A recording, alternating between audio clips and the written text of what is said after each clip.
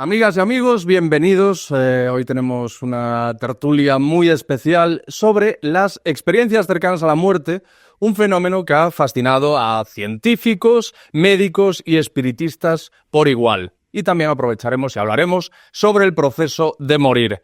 De hecho, esta conversación surge en un momento que considero que es muy oportuno, impulsada por el éxito de las apariciones mediáticas y las conferencias del doctor Manuel Sansegarra, con quien yo tuve el gusto de hablar aquí en el podcast y le dije que se había convertido en una rockstar con millones de seguidores en las redes sociales, hablando precisamente de ese tema, de las ECM y de la vida después de la muerte.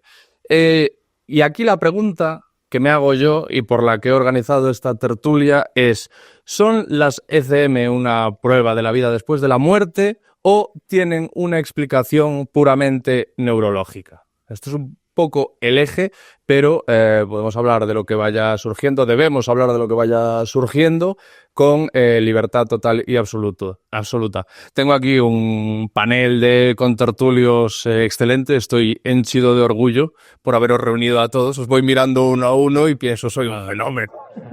Tengo aquí esta gente conmigo. Voy a empezar con las presentaciones. Aquí a mi derecha, voy a empezar por la derecha, doctor José Miguel Gaona, psiquiatra y experto en ECM. La primera vez que yo escuché hablar de las ECM, y hace mucho tiempo, fue a ti. Yo entiendo que eres un pionero aquí en España en la investigación del tema. Es que era tabú realmente hablar de ello. Es decir, bueno, tabú por parte de los supuestamente profesionales formados, ¿no?, en temas de psiquiatría, de neurología. Eso era cosa de los locos, de la gente, invenciones, cuentos chinos, etcétera. Y sí, es verdad, lo abordé porque siempre he creído que la ciencia puede estudiar absolutamente todo, hasta las cosas más peregrinas. ¿Y puedes explicar, ya para introducirnos un poco en el tema, qué es una ECM y también, por curiosidad mía personal, por qué tú te vuelcas en la investigación tan pronto de las ECM? Una ECM, como su acrónimo indica, es una experiencia cercana a la muerte. Y esto es llamativo porque casi todo el mundo se imagina a alguien que está prácticamente en un proceso terminal, o por lo menos lo que en medicina llamamos el exitus, que de éxito tiene poco, sino es exitus de salida de la vida, ¿no? En estos momentos, cuando uno tiene ese tipo de experiencias, pues muchas veces ocurren un montón de cosas que podemos ahora analizar, disociaciones, fenómenos neurológicos que pueden acompañarlo y que además no necesariamente todos responden al mismo relato. Esto es importante, pero lo analizaremos ahora a continuación.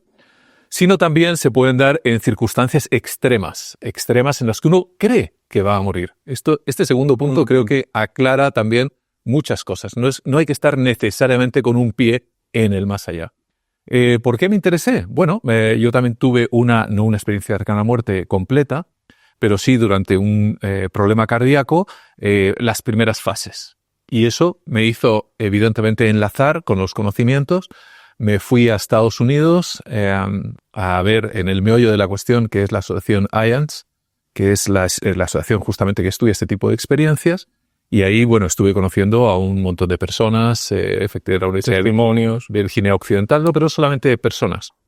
Creé el proyecto Túnel en Facebook, que aglomera a miles y miles de personas, no todas ellas han tenido experiencia cercana a la muerte, pero muchísimos sí, y comencé a recabar testimonios. De hecho, ayer mismo recabé uno de ellos muy interesante a propósito, que luego comentaré. Vale, bueno, el doctor Gaona ha escrito libros sobre el tema. Yo entiendo que también de los primeros, y no el primer libro, ¿no? Que es Al otro lado del túnel, se llama. Al otro lado del túnel, sí, pero antes, a ser honestos, había algún otro, el doctor Vila, por ejemplo, sevillano, que falleció. Creo que hay que honrarle porque fue prácticamente el primero. No quiero decir nunca el primero porque luego a lo mejor había otros, claro, que no impresionó esa nulidad. Claro, vamos, sí, entre los primeros, sí, efectivamente. Quizá la gracia de Al otro lado del túnel es no solamente hablar sobre experiencias cercanas a la muerte, no solo poner testimonios, que eso es relativamente fácil, sino intentar urdir algún tipo de red de conocimiento entre la neurología, la ciencia y las experiencias cercanas a la muerte. Por ahí es lo que intenté y lo que sigo intentando hacer. Porque es muy fácil hablar de casos y perdonarme, ahí no quiero que nadie se sienta ofendido, desde luego no nadie de los que están aquí, pero en ocasiones es relativamente fácil caer en la charlatanería. empezar a hablar y hablar. Entonces ya uno, ya lanzado, empiezas a hablar de multitud de cuestiones y lo enlazas con creencias populares y con tal y con cual. Vas añadiendo algún matiz. Que muchas de ellas seguramente son ciertas, pero creo que es importante intentar ser lo más fiel a lo que conocemos. Y lo que conocemos es fantástico, cuidado. Eso es importante subrayarlo. A la derecha del doctor Gaona, el doctor Saúl Martínez Horta, neuropsicólogo especializado en la percepción y en el funcionamiento cerebral e interesado en lo paranormal. Si mal no recuerdo yo, creo que por tu relación con tu padre, o sea, porque tu padre es seguidor o fan de los temas de misterio y eso también ha despertado tu interés desde tu especialidad. Sí, yo me dedico a un campo muy alejado a este tipo de experiencias, aunque suceden este tipo de experiencias, después hablaremos de ellos, son las enfermedades neurodegenerativas y el daño cerebral en la mayoría de casos, pero sí es cierto que a mí, y así lo afirmo en muchas ocasiones, aproximarme al mundo de lo paranormal desde muy pequeñito creo que ha jugado un papel central en la carrera que yo he tenido. Mi padre es un hombre fuertemente vinculado a todo este tipo de mundo, él de hecho es una persona con una larga trayectoria en el mundo oriental, de la filosofía oriental, la meditación, etcétera, varios libros también. Y supongo que por proximidad a estos intereses, pues toda la parte más mística, espiritual, era algo muy presente en mi casa. En ese caso, en el mío en particular, eso motivó una serie de preguntas desde muy pequeñito, que cuando fui adentrándome al mundo de descubrir las neurociencias, suponían un elemento de motivación extremo para intentar dar respuesta desde una disciplina. Comparto con él, esto es una área inmensa a la cual se accede desde lo antropológico, cultural, social, psicológico, neurobiológico, y esa parcela a mí me fascinaba. Luego, yo di el salto al mundo clínico, trabajo en un hospital, pero yo creo que casi por casualidad me he terminado dedicando a un grupo de enfermedades donde la presencia de lo aparentemente paranormal está muy, muy presente, ¿no? Y eso me ha permitido enlazar pues esos primeros pasos, esas primeras motivaciones de cuando era crío con todo este mundo con el trabajo profesional que estoy haciendo. Y como doctor en medicina, delego en ti la responsabilidad de explicar qué es la muerte, médicamente hablando. Pues médico también tenemos aquí a Gaona que puede... Yo realmente no me siento capacitado para hacer una explicación médica porque aunque mi doctorado es en medicina, yo soy un neuropsicólogo dedicado a la disfunción cognitiva secundaria a las anomalías del cerebro, pero sí es cierto que, claro, morir es un proceso biológico, pero también es un proceso psicológico, existencial, social, etc. Desde la parte neurobiológica, la muerte no es un fenómeno anecdótico, es un fenómeno muy frecuente y eso hace que el proceso de morir sea algo relativamente fácil, entre comillas, de ser estudiado. No estamos hablando de una condición minoritaria que sucede en lo remoto del planeta, estamos hablando de algo que sucede continuamente y que en muchos casos sucede en un entorno hospitalario, lo cual nos da una oportunidad exquisita para indagar en lo que está sucediendo. Y muchos de los trabajos que él ha comentado, estudiado, publicado y de los que se han ido haciendo han sucedido en ese contexto. Evidentemente, eso implica un cierto sesgo de selección en el sentido de que es el proceso de morir en una situación en particular, que es la que te permite observar lo que sucede durante la muerte e incluso lo que sucede cuando parece que vas a morir pero terminas por no morir. Luego podemos profundizar un poco más porque desde la parte de la neurobiología, de la experiencia cercana a la muerte, la secuencia de eventos no siempre iguales pero previsibles que suceden cuando estamos falleciendo sí que es importante, yo creo, poner encima de la mesa estos eventos por lo que nos pueden contar acerca de los mecanismos que pueden desencadenar una experiencia como esta. Y antes de ir ahí, simplemente haciendo alusión a lo que él comentaba, yo creo que para centrar el tema es muy importante algo que él decía. La experiencia cercana a la muerte no sucede solo cuando estás a punto de morir. Sucede en contexto de trauma, de dolor, de sufrimiento. Sucede en contexto de enfermedades neurológicas como la epilepsia, ciertas formas de migraña. Sucede en contexto de anestesia, ciertos procesos. Sucede en toda una serie de situaciones, muchas de ellas muy alejadas de lo que es morirse. Y eso creo que es relevante. Luego hay un detalle también muy curioso. Habitualmente, la experiencia cercana a la muerte necesita que el cerebro en cierta medida funcione bien. Significa que es relativamente frecuente que en contexto de una parada cardiorrespiratoria o fallo cardíaco pueda suceder la experiencia. Es mucho menos frecuente, que no imposible, cuando el cerebro está dañado. Que eso yo creo que pone también encima de la mesa una cuestión relevante. Uh-huh. Frente al doctor Saúl está Alex Gómez Marín, físico, investigador del CSIC en el Instituto de Neurociencias, estudioso de la conciencia y sus fronteras. Es investigador en el campo de la neurofísica y ha trabajado en la intersección entre la ciencia y la filosofía para entender los fundamentos de la percepción y la realidad. Yo he escuchado a Alex una frase, creo que es una cita interesante que me gustaría que nos explicase, que es: la ciencia puede aportar ignorancia de mejor calidad. Es un placer estar con vosotros. Sí, yo trato de contar una ciencia que no ofrece certezas. A veces se llama al experto para que nos diga lo que son las cosas, pero tal y como yo vivo la ciencia, estamos casi siempre, si estamos haciendo ciencia de verdad, estamos frente a lo desconocido, frente al misterio, diría yo. Y entonces, a lo que podemos aspirar es a verdades móviles, a ofrecer ignorancia de mejor calidad. Y en el tema de las experiencias cercanas a la muerte, el morir, la consciencia, yo creo que es todavía más importante. A mí me empezaron a interesar las experiencias cercanas a la muerte porque yo tuve una en 2021, en marzo. Luego te preguntaré qué nos Vi la luz al final del túnel, era un pozo más que un túnel, luz amarilla, había 3 figuras esperándome. Luego te pido que profundices, que nos cuentes con detalle. También tuve otro sueño con unos animales mitológicos con fuego en su cabeza. Yo tardé meses en recuperarme físicamente y traté de integrar esta experiencia en mi vida personal, pero quizá interesante para lo que discutimos aquí, también traté de integrarla en mi vida profesional. ¿Qué me dice la física teórica y qué me dice la neurociencia sobre lo que me ha pasado? Y claro, luego si queréis lo podemos desarrollar más, pero la física, que es una hazaña intelectual increíble, muchas veces suena muy materialista. Todo está hecho de materia y la consciencia pues tiene que ser un subproducto, ¿no? No hay mucha cabida a lo que yo llamo los márgenes de la consciencia, estas anomalías. Y mis colegas neurocientíficos, entre los que me incluyo, el 99% de ellos diría que para ellos cuando el cerebro se apaga, la mente se apaga, ¿no? Y entonces lo que a mí me sucedió solo podía ser una suerte de alucinación. Pero ¿y si no es así? Entonces a mí lo que más me interesa de todo esto para la neurociencia es traer encima de la mesa esta idea de que el cerebro quizá no sea un órgano productivo de la consciencia, sino un órgano permisivo. Y eso cambia todo el debate de lo que podemos hablar y da cabida a todas estas anomalías que hay de muchos tipos, no solo cerca de la muerte. Experiencias extrasensoriales, percepción extrasensorial y otro tipo de fenómenos que seguro que conocéis, ya habéis estudiado porque lo sé, en los que, bajo la perspectiva de un cerebro permisivo, tienen cabida. Si no, pues tenemos lo que durante muchos años nos han dicho, sabemos que no, y ahora le hemos dado la vuelta. Ahora es mejor decir, no sabemos sobre muchas de estas cuestiones y habrá que investigarlas. Y eso es una buena noticia, que por lo menos ahora podamos hablar cada vez con más tranquilidad, gracias a pioneros, ¿no? Y los que venimos detrás tratamos también de empujar.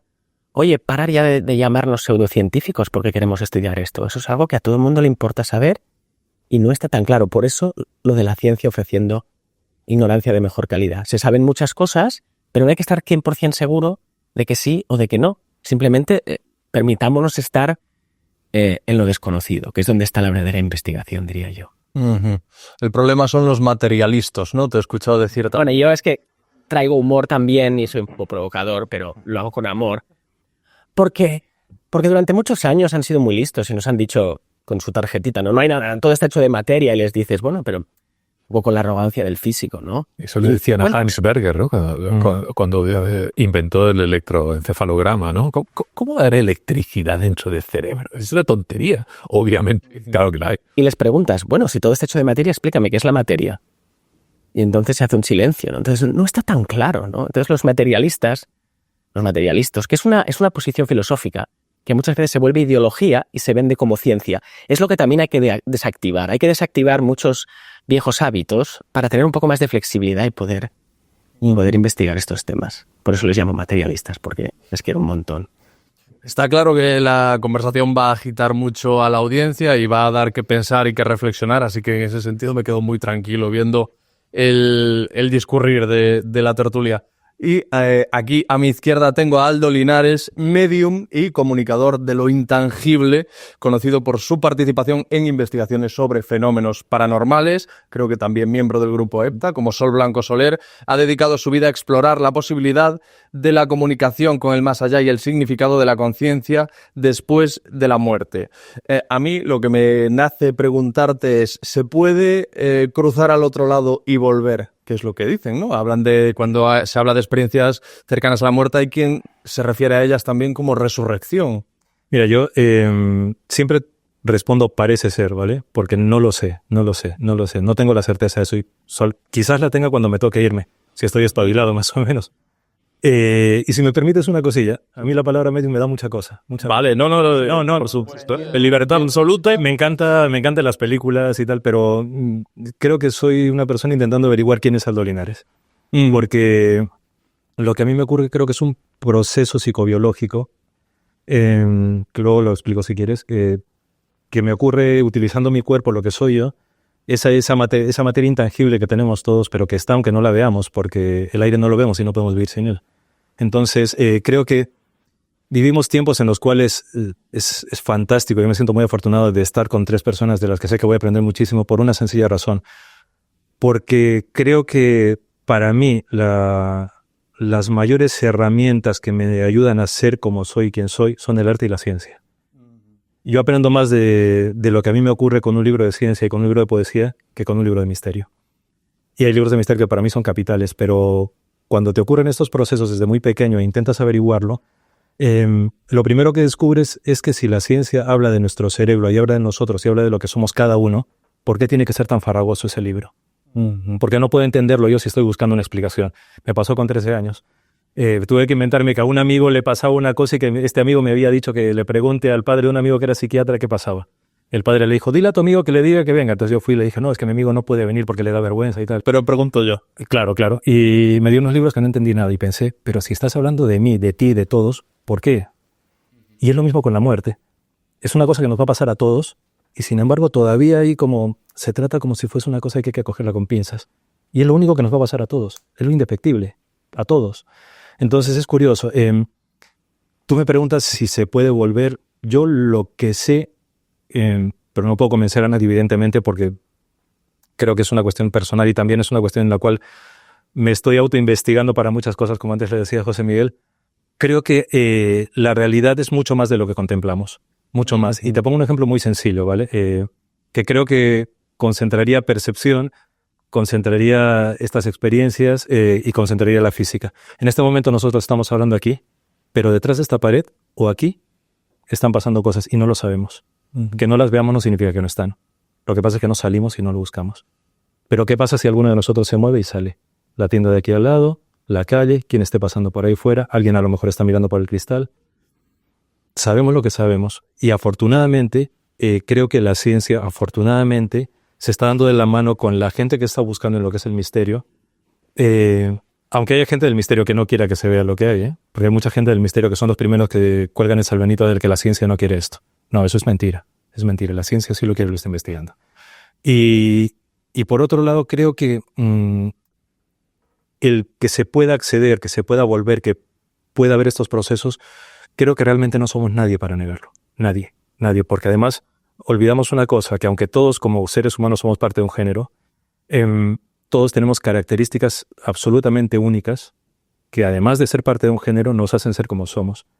Y creo que ahí quizás la percepción juega un papel importante. Ya no estoy hablando de ideas, de ideología, de forma de pensamiento, sino ya de algo mucho más tuyo, algo que te hace a ti único. Entonces, quién sabe, a lo mejor esas otras realidades no están tan lejos como nosotros pensamos. Quién sabe. Imagínate hace 400 años, yo soy de Perú, que a un peruano le digan hay gente en China, te dirían, ¿qué? ¿Cómo puede ser? Y sin embargo el mundo es ancho y ajeno y están allí. Y en este momento, pues, habrá alguna otra persona que esté grabando algo como tú y no tenemos ni idea de lo que está haciendo. La realidad no es solamente lo que vemos, es mucho más. Lo que pasa es que nos hemos acostumbrado a pensar y a mirar considerando que somos herramientas de último modelo. Y no es así. No es así. Constantemente está cambiando. Los niños nos lo demuestran. Un niño de hoy es mucho más despierto para muchos aspectos porque tiene un contacto con la realidad distinto. Y nosotros somos producto de lo que somos. Y eso en el misterio y en la ciencia es clave. Tener en cuenta que somos producto de lo que somos y que ese producto, como no lo pulas, como no lo actualices, como no sigas buscando y sobre todo como no tengas esa base infantil de preguntarte las cosas, mal asunto. Uh-huh. Y según tus investigaciones, ¿esto que te comentaba es posible? Yo siento que, y pienso El ir y volver. Pienso que puede ser posible, puede ser posible. Hay demasiada casuística como para evidentemente considerar que puede haber algunos factores tipo que se deban a situaciones neurológicas y biológicas. Pero hay otros que quizás por la información, quizás por determinados detalles, quizás por algunas cosas que puedan conectar con otras te dan que pensar. Pero es que por otro lado, yo me pregunto, ¿y por qué no? ¿Realmente por qué no? O sea, porque todo esto parte de una concepción de lo que para nosotros es la muerte. Y muchas veces pensamos en el más allá como algo muy lejano. El más allá empieza aquí. Es decir, pensamos en la muerte como esto. Uh-huh. Pero es que cada día estamos muriendo. Cuando te vas a dormir estás muriendo. O sea, nadie nos da la garantía de nada. Y en realidad todo este tránsito vital biológico nos lleva a eso. Entonces, ¿quién sabe? Es el final de un proceso, ¿no? De un proceso que dura toda la vida. O la transformación. Uh-huh. Yo lo veo al final de un proceso y el inicio de otro. Claro, pero es eso. O sea, es como pasar de esta habitación. Pensamos que la muerte es ese túnel. Quizás por eso la idea del túnel, la idea de puerta, porque los arquetipos funcionan también, pero es que a lo mejor eso simplemente es un velo. Nada más. Y es un velo que está condicionado por este velo. Uh-huh. No sé si queréis añadir algo a lo que ha dicho. Yo aquí tienes quizá la posición más... No, yo haría como dos matices. Yo creo que, primero, creo que es esencial siempre partir, cuando se hace ciencia, de los niveles de evidencia que no son otra cosa que una explicación que más o menos nos es útil hasta que encontramos otra que lo pueda revolucionar, ¿no? Pero hay muchas cosas en pro de la ciencia que sí sabemos. Y yo creo que es importante ponerlas encima de la mesa, y a veces esa afirmación de hay todo un mundo que desconocemos. En el ámbito de lo cerebral yo lo escucho mucho, ¿no? El cerebro es un gran desconocido. No. Conocemos cosas que otra cosa es que no las hemos sabido explicar bien. Pero conocemos muchísimas cosas. Luego la ciencia, claro, que a veces es un poco la que se critica desde este otro lado, ¿no? Como el dogmático. La ciencia bien hecha es la antítesis de esto. Es decir, no hay nada más humilde para mí y no hay nada más divertido y trascendente en lo científico que saber que me voy a tener que cuestionar mis propias creencias, porque es un método que me va a devolver un tipo de información aplicando un lenguaje, una forma de trabajar, que es que me va a contar algo. Por más convencido que yo esté de que A es A, si el método me resuelve que es B, pues tendré que entender que hasta ese momento es B, ¿no? Y eso convierte la ciencia en una actitud muy humilde, muy alejada del dogmatismo, de la creencia, de la afirmación simplemente porque lo quiero.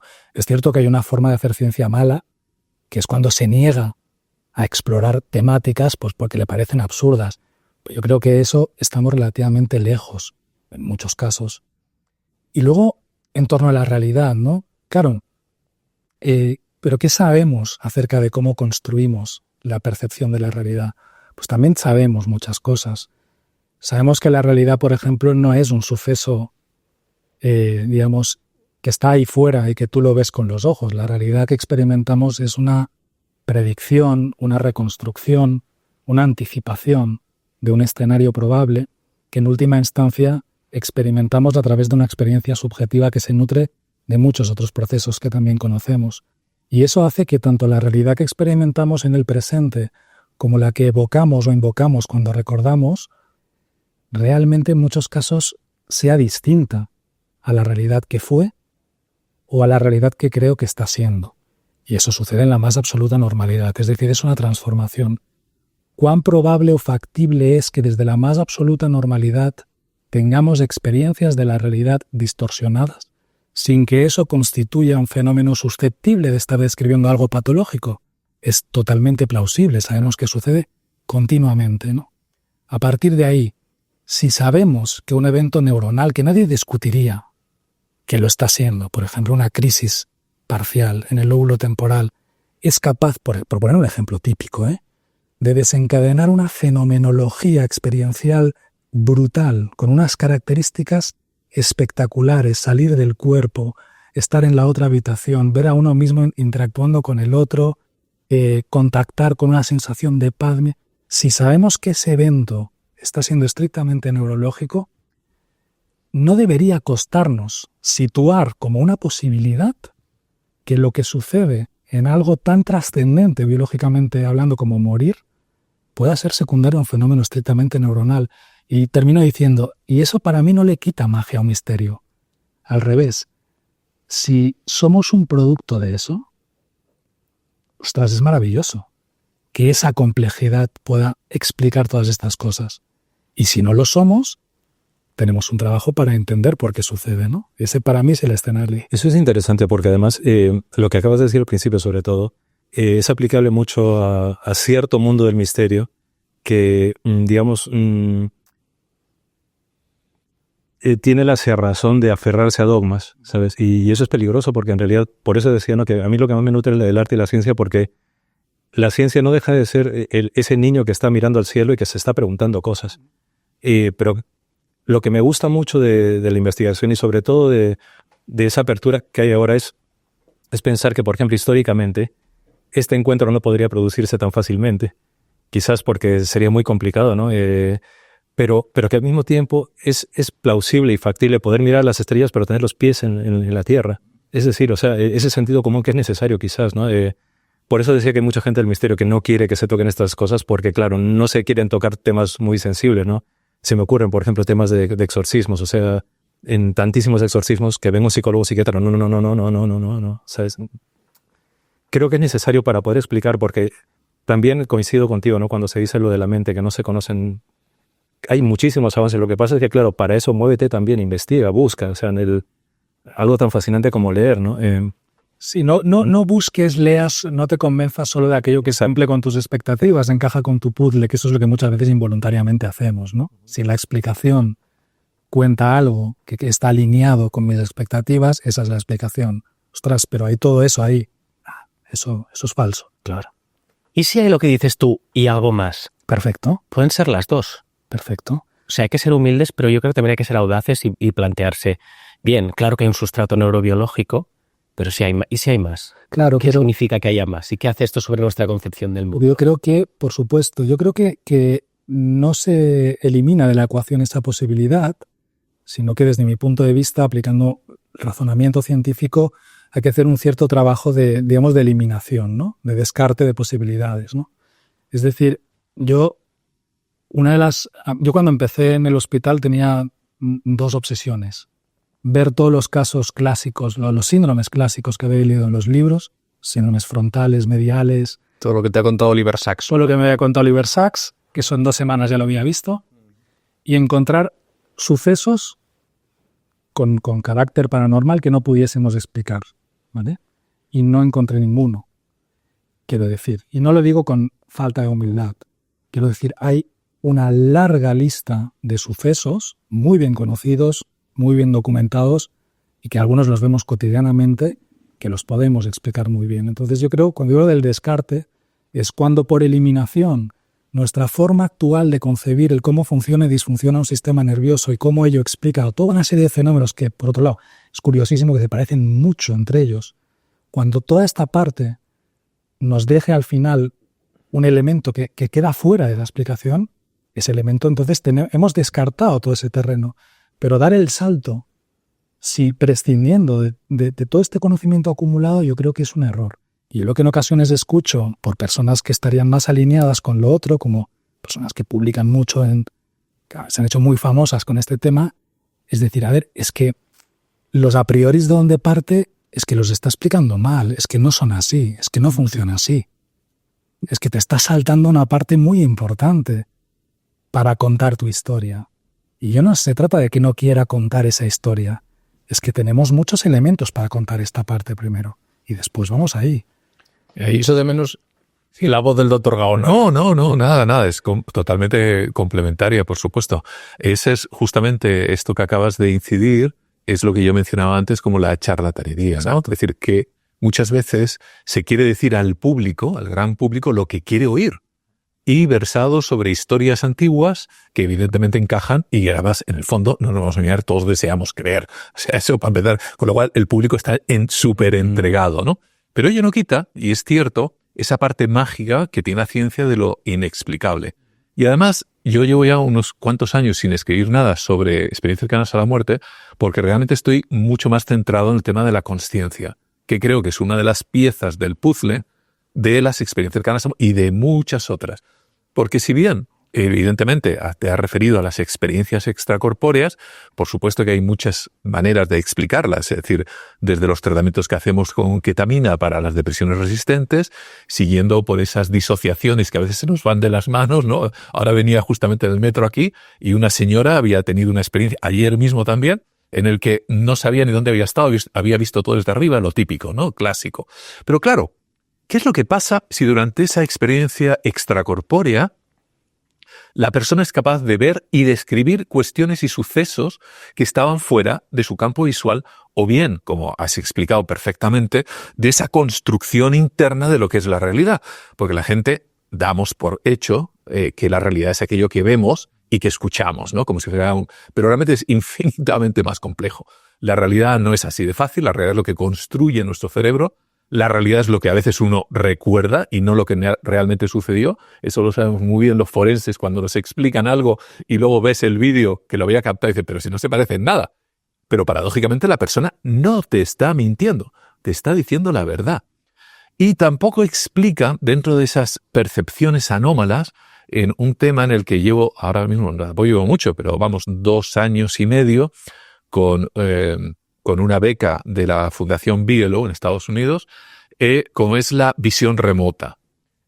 Honestamente, comencé a estudiar el tema de la visión remota hace nada más que 2 años y pico, 3 años. Algunos pacientes de experiencia cercanas a la muerte también lo habían experimentado, pero bueno, lo hice un poco como dicen los franceses, como una boutade, ¿no? Dice, bueno, vamos a ver esto de ver remotamente, también es un poco cachondeo, ¿no? Pero ahí viene la cuestión interesante, ¿no? No sé si sabes, voy continuamente a Estados Unidos, parte del año vivo allí, y en el grupo que estamos estudiando estas visiones remotas, a las personas que estamos estudiando es gente que ha trabajado o que sigue trabajando para agencias gubernamentales, para el FBI, policías locales también, etcétera. Y bueno, entre toda esta morralla muchas veces resalta, de vez en cuando, hay unos cerebros privilegiados en este aspecto, unos cuantos Aldos quizás, que de repente por alguna azar de la genética, de la ciencia, de la percepción, no sabemos exactamente bien por qué, hay una parte también que es aprendida. Eso también yo lo he aprendido modestamente a lo largo de los años, sobre todo en Sudamérica, donde viví en Chile, cuna del realismo mágico, que hay una cuestión no tanto hereditaria genéticamente, pero sí culturalmente. Se puede dar la sensibilidad, no solamente efectivamente esas historias que nos pueden contaminar. Bueno, la cuestión, centrándonos. He sido testigo de personas que sabían lo que sucedía en otros sitios. ¿Cómo? Esa es la gran pregunta. ¿Cómo funciona nuestra conciencia, que quizá es capaz de enlazar con esa conciencia de nuestros clásicos como Jung, ¿no? Y de repente hace ¡placa! Y dice, a lo mejor, cuidado, no esa demanda. Puede ocurrir de manera espontánea, bajo ciertas situaciones. Pero yo mismo he sido testigo de que ocurre. ¿Cómo es posible que alguien sepa qué está sucediendo o qué imagen se está proyectando en una sala aparte en la cual el visionador no tiene la más mínima idea? Pero no solamente puede ser un objeto, puede ser un animal, puede ser un concepto, puede ser una palabra, y de repente entra en trance, llamémoslo utilizando una terminología un tanto clásica, un estado alterado de conciencia, y de repente empieza a dibujar o a explicar ante el silencio de los que estamos ahí mirando, siendo testigos de la cuestión, empieza a explicar qué es lo que hay en la otra sala. Entonces, con esto no estoy dándolo, imaginemos que pudiera haber algún truco. De hecho, clásicamente el mundo de la magia, otro mundo que también me encanta, y a todos los que os gusta y estáis metidos en este cacao, es un mundo fascinante, ¿no? De la construcción de la realidad, de engañar a la gente, además a la gente sabiendo que la estás engañando y ellos saben que los estás Y engañando. a gente que atiende, porque hace poco he leído un estudio y a los niños es más difícil engañarlos. Efectivamente. Que atienden menos, entonces... La construcción cultural media muchísimo la percepción y esa construcción de la realidad, sin lugar a duda. Bueno, la cuestión es, ¿cómo es posible? A mí lo que me interesa son las excepciones. O sea, yo llevo toda la vida intentando encontrar a alguien, a una persona que reúna algo que realmente sea totalmente inexplicable. He hecho montones de experimentos con generadores aleatorios de números bajo circunstancias determinadas, me he llevado sorpresas, he seguido viendo a todo tipo de personas, pero realmente, por ejemplo, la visión remota es una de las cosas que más me interesa en la actualidad, pero de aquí a 2 años o 1 año o 6 meses te puedo contar totalmente lo contrario. Entre paréntesis, los exorcismos funcionan fenomenal, sobre todo en gente que cree en los exorcismos. Claro. Pero es fantástico. Lo digo esto para aquellos que se niegan a decir, no, ¿cómo va a hacer un exorcismo? Bueno, si es creyente, que lo haga. Si me permites, Alex, un inciso que es fascinante, es que el tema de la conciencia es algo que a mí me llama mucho la atención para muchos de estos fenómenos, porque... Habría que definirla antes, la consciencia. Claro, pero, ¿sabes? Un poco para que no se me vaya el santo al cielo, que me encanta la expresión de salto al cielo, es el hecho de pensar que si lo que nosotros históricamente hemos denominado alma, espíritu, es algo mucho más cualificable dentro de unos determinados términos que aún se nos puede escapar, la conciencia, por ejemplo, ¿por qué no pensar que si vivimos en un mundo material que está completamente plagado de redes de conexión, de redes que no vemos, quizás la conciencia sea parte de ese aparataje con una cualidad mayor que entronque con ello, ¿no? Y luego eso también me lleva a pensar una siguiente cosa que tú habías dicho, ¿no? El momento actual. Claro, nuestro momento actual, evidentemente tú serías un anatema dentro hace 300 años, totalmente, y tú también, y yo quemado, o sea, y todos quemados al final, pero es el momento actual, ¿no? Ese no desestimar la posibilidad externa y que el propio paso del tiempo nos realimente y nos confirme o alimente cosas, ¿no? Creo que es importante esa apertura, que no significa bienvenido a las rebajas, no, sino significa simplemente tener esa visión. O sea, si tengo los ojos para mirar este libro, tendré los ojos para mirar la estantería y tendré los ojos para mirar para aquí. O sea, es un poco darnos cuenta que esa realidad que es interpretable, cambiable, mutable, históricamente y socioculturalmente, pues distinta, según como sea, ¿no? Según el apartaje que tengas, pues es un movimiento constante y nosotros estamos moviéndonos con ello. Entonces estamos produciendo tantas cosas que es un momento interesantísimo y además es un momento, creo, clave para que haya una intersección mucho más fuerte entre disciplinas que es necesaria, porque al final de cuentas todo esto, la ciencia y todo, no deja de ser un reflejo de nuestra humanidad. Entonces, la ciencia, el misterio, la filosofía, la física, que todo el mundo habla de física cuántica y ninguno sabemos qué es la física cuántica, y en el misterio sobre todo. Te hablan, fíjate ahí, y perdóname la expresión, hay chorradas como medium cuántico. ¿Qué rayos es un medium cuántico? Yo tengo una pelea con eso porque viene y te dicen, hola, soy medium. Y es como, ¿te llamas medium, apellido sensitivo? Me parece tan absurdo. Entonces, quiero decir que con esto que es tan fascinante lo que es la conciencia, ¿no? Porque conciencia, percepción, física, a lo mejor todo esto de lo que nos está hablando es de algo mucho mayor que estamos empezando a descubrirlo. Pero bendito sea. Hace 300 años te quemaban no solamente por eso, sino porque también seguramente había muchas más personas que tenían esa especial sensibilidad en aquella época para tener ese tipo de percepciones. No podemos olvidar también que podría existir otra explicación también, ¿no? Y que tengamos en cuenta que un epiléptico hace no mucho tiempo será un poseso. Sí, claro. Perdonadme, Alex, te voy a dar la palabra. Ahora estoy seguro que tienes mucho, que te ha resonado mucho de lo que ha contado el doctor Gaona respecto a los experimentos que está haciendo en Estados Unidos, pero se ha mencionado ya más de una vez ese fenómeno tan asociado a las ECM. Hace poco estuvo aquí Jesús Alonso Gallo, un empresario que me contó su experiencia cercana a la muerte y también se veía fuera de su cuerpo y te podía describir cosas que estaban pasando en habitaciones contiguas al quirófano. Entonces, me gustaría preguntarle a Saúl, que estamos hablando, qué es lo que está pasando ahí, porque si no me equivoco, de hecho, tú en Cerebros Rotos hablas de este tema, de por qué se tienen esas experiencias extracorpóreas. De hecho, se pueden provocar artificialmente. Estas experiencias se llaman técnicamente autoscopias, cuando tú tienes la sensación subjetiva de estar en un lugar alejado, tu cuerpo físico adquieren un matiz fenomenológicamente más rico cuando llegas a percibirte a ti mismo. La forma más habitual es con una cierta angulación con respecto al cuerpo físico, desde arriba, puede ser por la espalda, puede ser en el techo. No ejerces control sobre el cuerpo físico, tienes una sensación de disociación con respecto al cuerpo físico.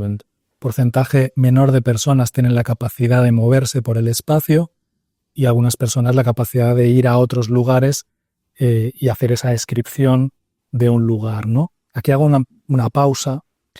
Habitualmente es difícil corroborar en ese instante la descripción que está haciendo la persona de lo que está sucediendo fuera. Habitualmente lo que hacemos es que después lo comprobamos de algún modo y con el tiempo lo recordamos. Y aquí yo hago un matiz neuropsicológico porque el recuerdo es susceptible a muchas trampas. Muchas.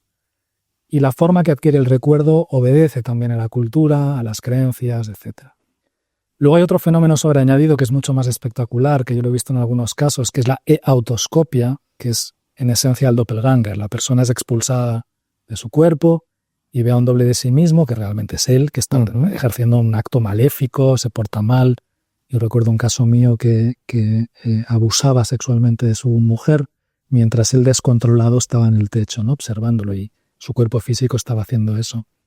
Estos fenómenos, a quien le interese, hay un investigador con el que hemos trabajado mucho nosotros, que es Olaf Blanke. Él está en Suiza, tiene trabajos preciosos sobre la percepción de presencias, que es un fenómeno que vemos mucho nosotros en un tipo de enfermedad, y en torno a las out-of-body experiences, que es esto. No vamos a entrar porque hay una región que es la unión temporoparietal, el giro supramarginal, que sabemos que cuando hay crisis en esta zona es muy frecuente que se experimente una autoscopia.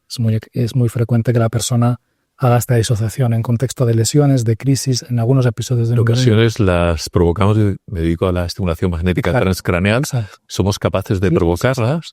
Y bueno, con la estimulación, con 5 o 6 teslas, le pegas un zurregazo en cierta zona del cerebro, que es una experiencia extracorpórea, o bien le puedes dejar a la persona sin habla, o la puedes dejar ciega, o le puedes alterar la temporalidad, la percepción. Perdona, era un pequeño paso. Sí. Nosotros también usamos esta tecnología, de hecho también en contexto operatorio, como a los neuropsicólogos a veces nos gusta lo de explorar pacientes despiertos mientras les tocan el cerebro, pues puedes también provocar este fenómeno y muchos otros.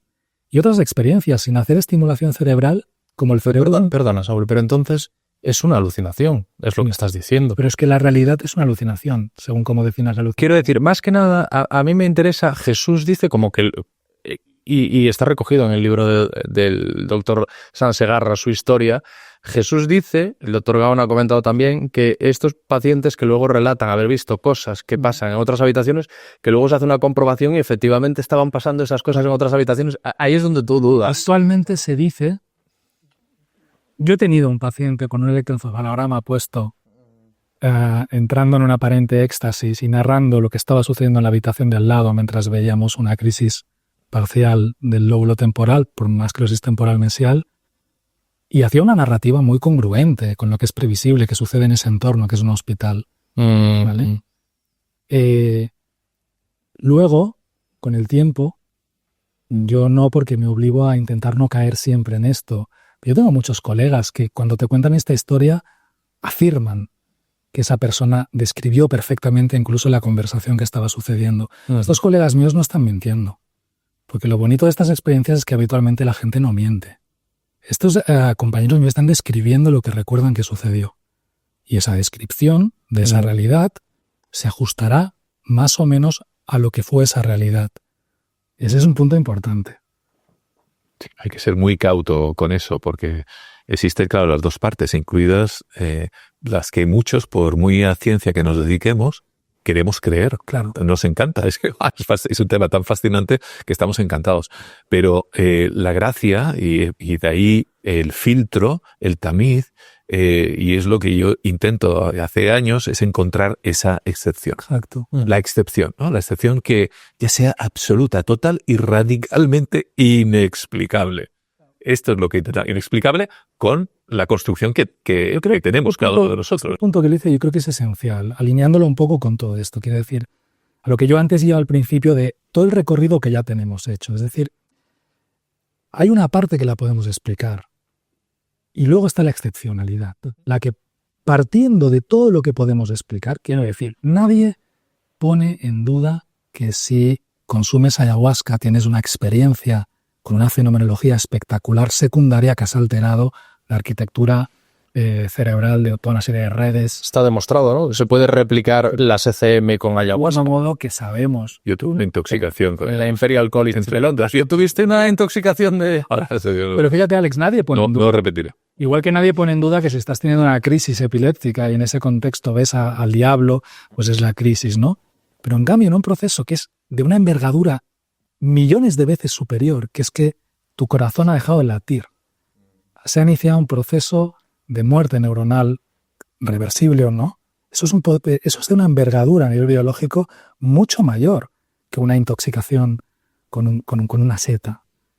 Y en cambio ese escenario, involuntariamente, yo creo que muy alineado con el que queremos creer, es como no, eso no es neurológico. Ostras, pero aceptamos que desde lo neurológico vemos cosas que son absolutamente, aparentemente inexplicables, y es neurológico. Otra cosa es que sepamos cómo sucede.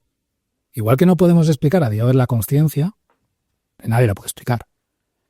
Tampoco podemos explicar en términos mecanicísticos, y como la unión temporoparietal contribuye a ABC, ergo sucede este fenómeno. O sabemos que si la estimulas sucede tal.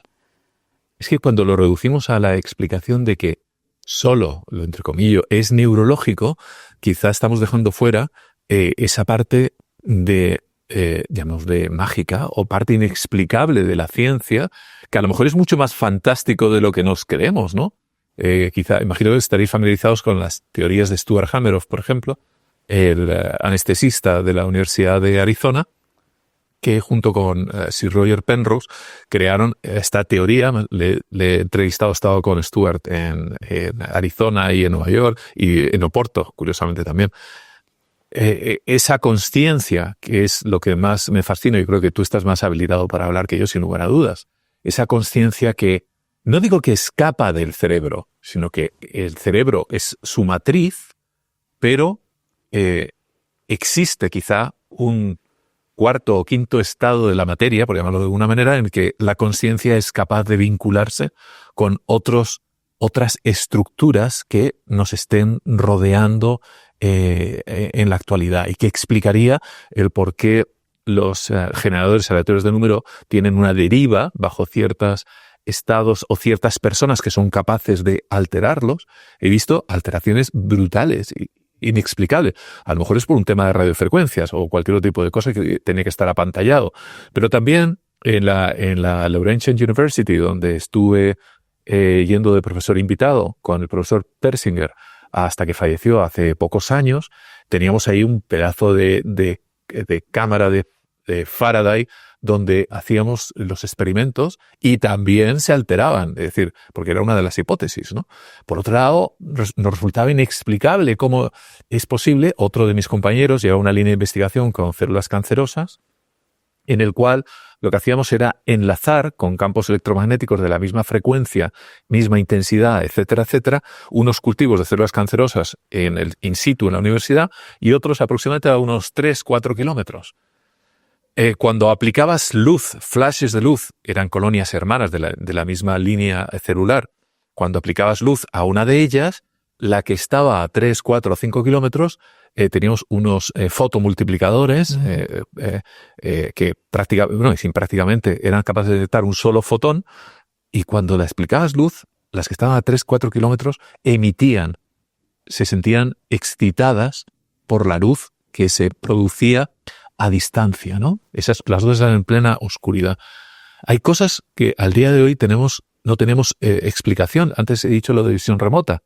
una de los personajes que había escuchado oír de ella antes de ir a Estados Unidos, una tal Betty Martínez, a pesar del nombre hispano, es por, sabes que en Estados Unidos se adquiere, ¿no? Es una señora de unos 50 y tantos años que trabaja y ha trabajado para el FBI, es muy conocida allí, era capaz de averiguar a distancia dibujos, fotos que le poníamos, conceptos, etcétera. ¿Cómo lo hace? No tengo ni idea. Honestamente, no tengo la menor idea. Tengo las grabaciones en vídeo, en sonido, tengo los dibujos de ella, etcétera, etcétera. ¿Cómo lo podía hacer? Pues a lo mejor como lo hacía Ingo Swann, que Ingo Swann sí que le estudiamos en Canadá. Esa excepción. Pero claro, hay que tomar en consideración en ciencia que por cada excepción luego hay 10.000 simuladores. Porque como esto vende tanto, y te puedes hacer hiperfamoso, y eso tiene una serie de réditos a nivel social, económico, bla, pues evidentemente es muy fácil, ¿no? Todos conocemos la historia, por ejemplo, de Houdini, que se tiró su mujer años y años intentando encontrar con él, ¿no? a un medium que le dijese la palabra secreta que él le había dicho, pero eso no quiere decir, para mí no es un argumento demoledor. Quizá no dio con el medium adecuado, no lo sé, intentamos no. Pero sí que sigo persiguiendo las excepciones y he visto unas cuantas excepciones. Me gustaría, a lo largo de mi vida, si me queda algún año que otro, es alguna excepción demoledora. Me pego un bofetón a la ciencia que he aprendido, pues soy científico desde que era un niño. Ya con 8 o 10 años tenía un microscopio. Y un telescopio y la ciencia me fascina. Os vivo para manteneros en contacto, Saúl y tú, porque tenéis el mismo objetivo, encontrar el caso que no podáis explicar. Disculpa, Saúl, me gustaría cederle el turno a Alex, que seguro que tiene muchísimo que decir. Ha escuchado pacientemente hablar al doctor Gaona de experimentos e investigaciones. Hacerme enrollo, perdonar, Para eso estamos, para eso esa ansiedad es una pena. Como los abuelitos científicos. Yo estaría encantado y podríamos estar aquí 4 horas y yo sería el hombre más feliz del mundo, pero sé que vosotros no podéis. Entonces vamos a escuchar a Alex. Sí. No, gracias. Yo estoy encantado escuchándoos. Tengo muchas cosas que decir, pero ¿por dónde empezar? Yo también estoy buscando la anomalía encarnada. Y yo también trabajo con ilusionistas. Yo creo que hay un espectro.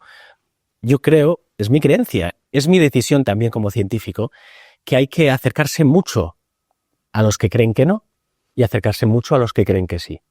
Hay que navegar esas dos aguas. Claro, los ilusionistas, para ellos, la mayoría, la gran mayoría, la magia de verdad es mentira y la magia de mentira es verdad. Y yo trabajo con ellos y con ellos aprendo pues de qué manera podrías hacer el truco, ¿no? De la misma manera que uno puede crear de manera artificial unas experiencias que son muy impactantes. Muy bien, pero yo también me he encontrado, he atestiguado personas, y hay muchas. Lo que pasa es que el experimento definitivo científico, esto no funciona así. Tú no traes a alguien, haces el experimento Crucis y esto se acabó. Y lo que haces funciona ocasionalmente. Sí. Destellos. Es muy complejo. Pero yo he visto personas también que practican la visión remota y encima lo hacen en el tiempo. Ven cosas que aún no han sucedido.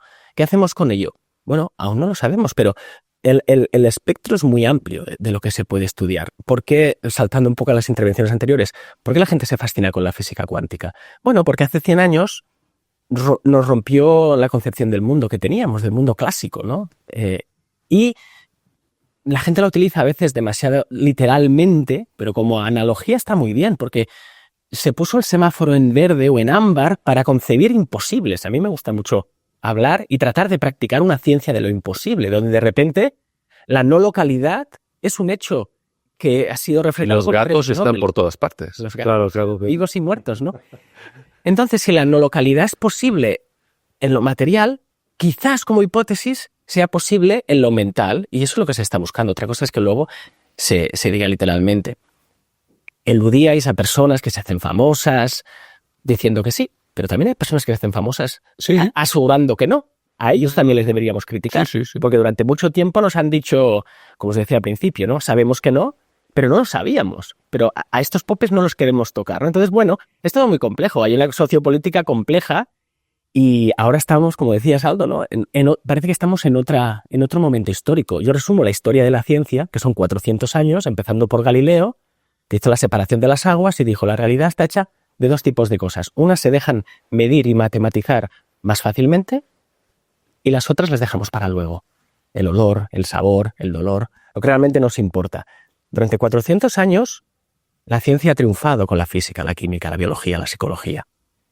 En los 90 es cuando la consciencia dejó de ser tabú para ser estudiada en la ortodoxia científica. O sea, llevamos solo 30 años de estudio de la consciencia, porque la ciencia tal y como está montada la dejó para luego y luego se olvidó. Entonces todo es muy reciente realmente. La consciencia es la gran anomalía de la ciencia y encima cuando añades todos estos márgenes, pues es el viejo oeste, ¿no? No sabemos. O sea, que hay que tener también paciencia y ganas de encontrarse lo imposible.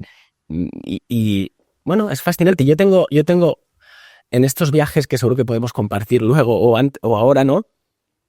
A Gollum y a Sméagol aquí. Uno me dice, es maravilloso, has visto un milagro científico, has visto. Y el otro me dice, burro, estás quemando tu reputación. Es decir, aquí hay una tensión que yo la siento en mi cuerpo cuando estudio estas cosas, pero a mí me merece la alegría ir por ese camino. Estaré un cazador de anomalías. Exacto, cazadores de anomalías. Mira, acabamos de formar un grupo.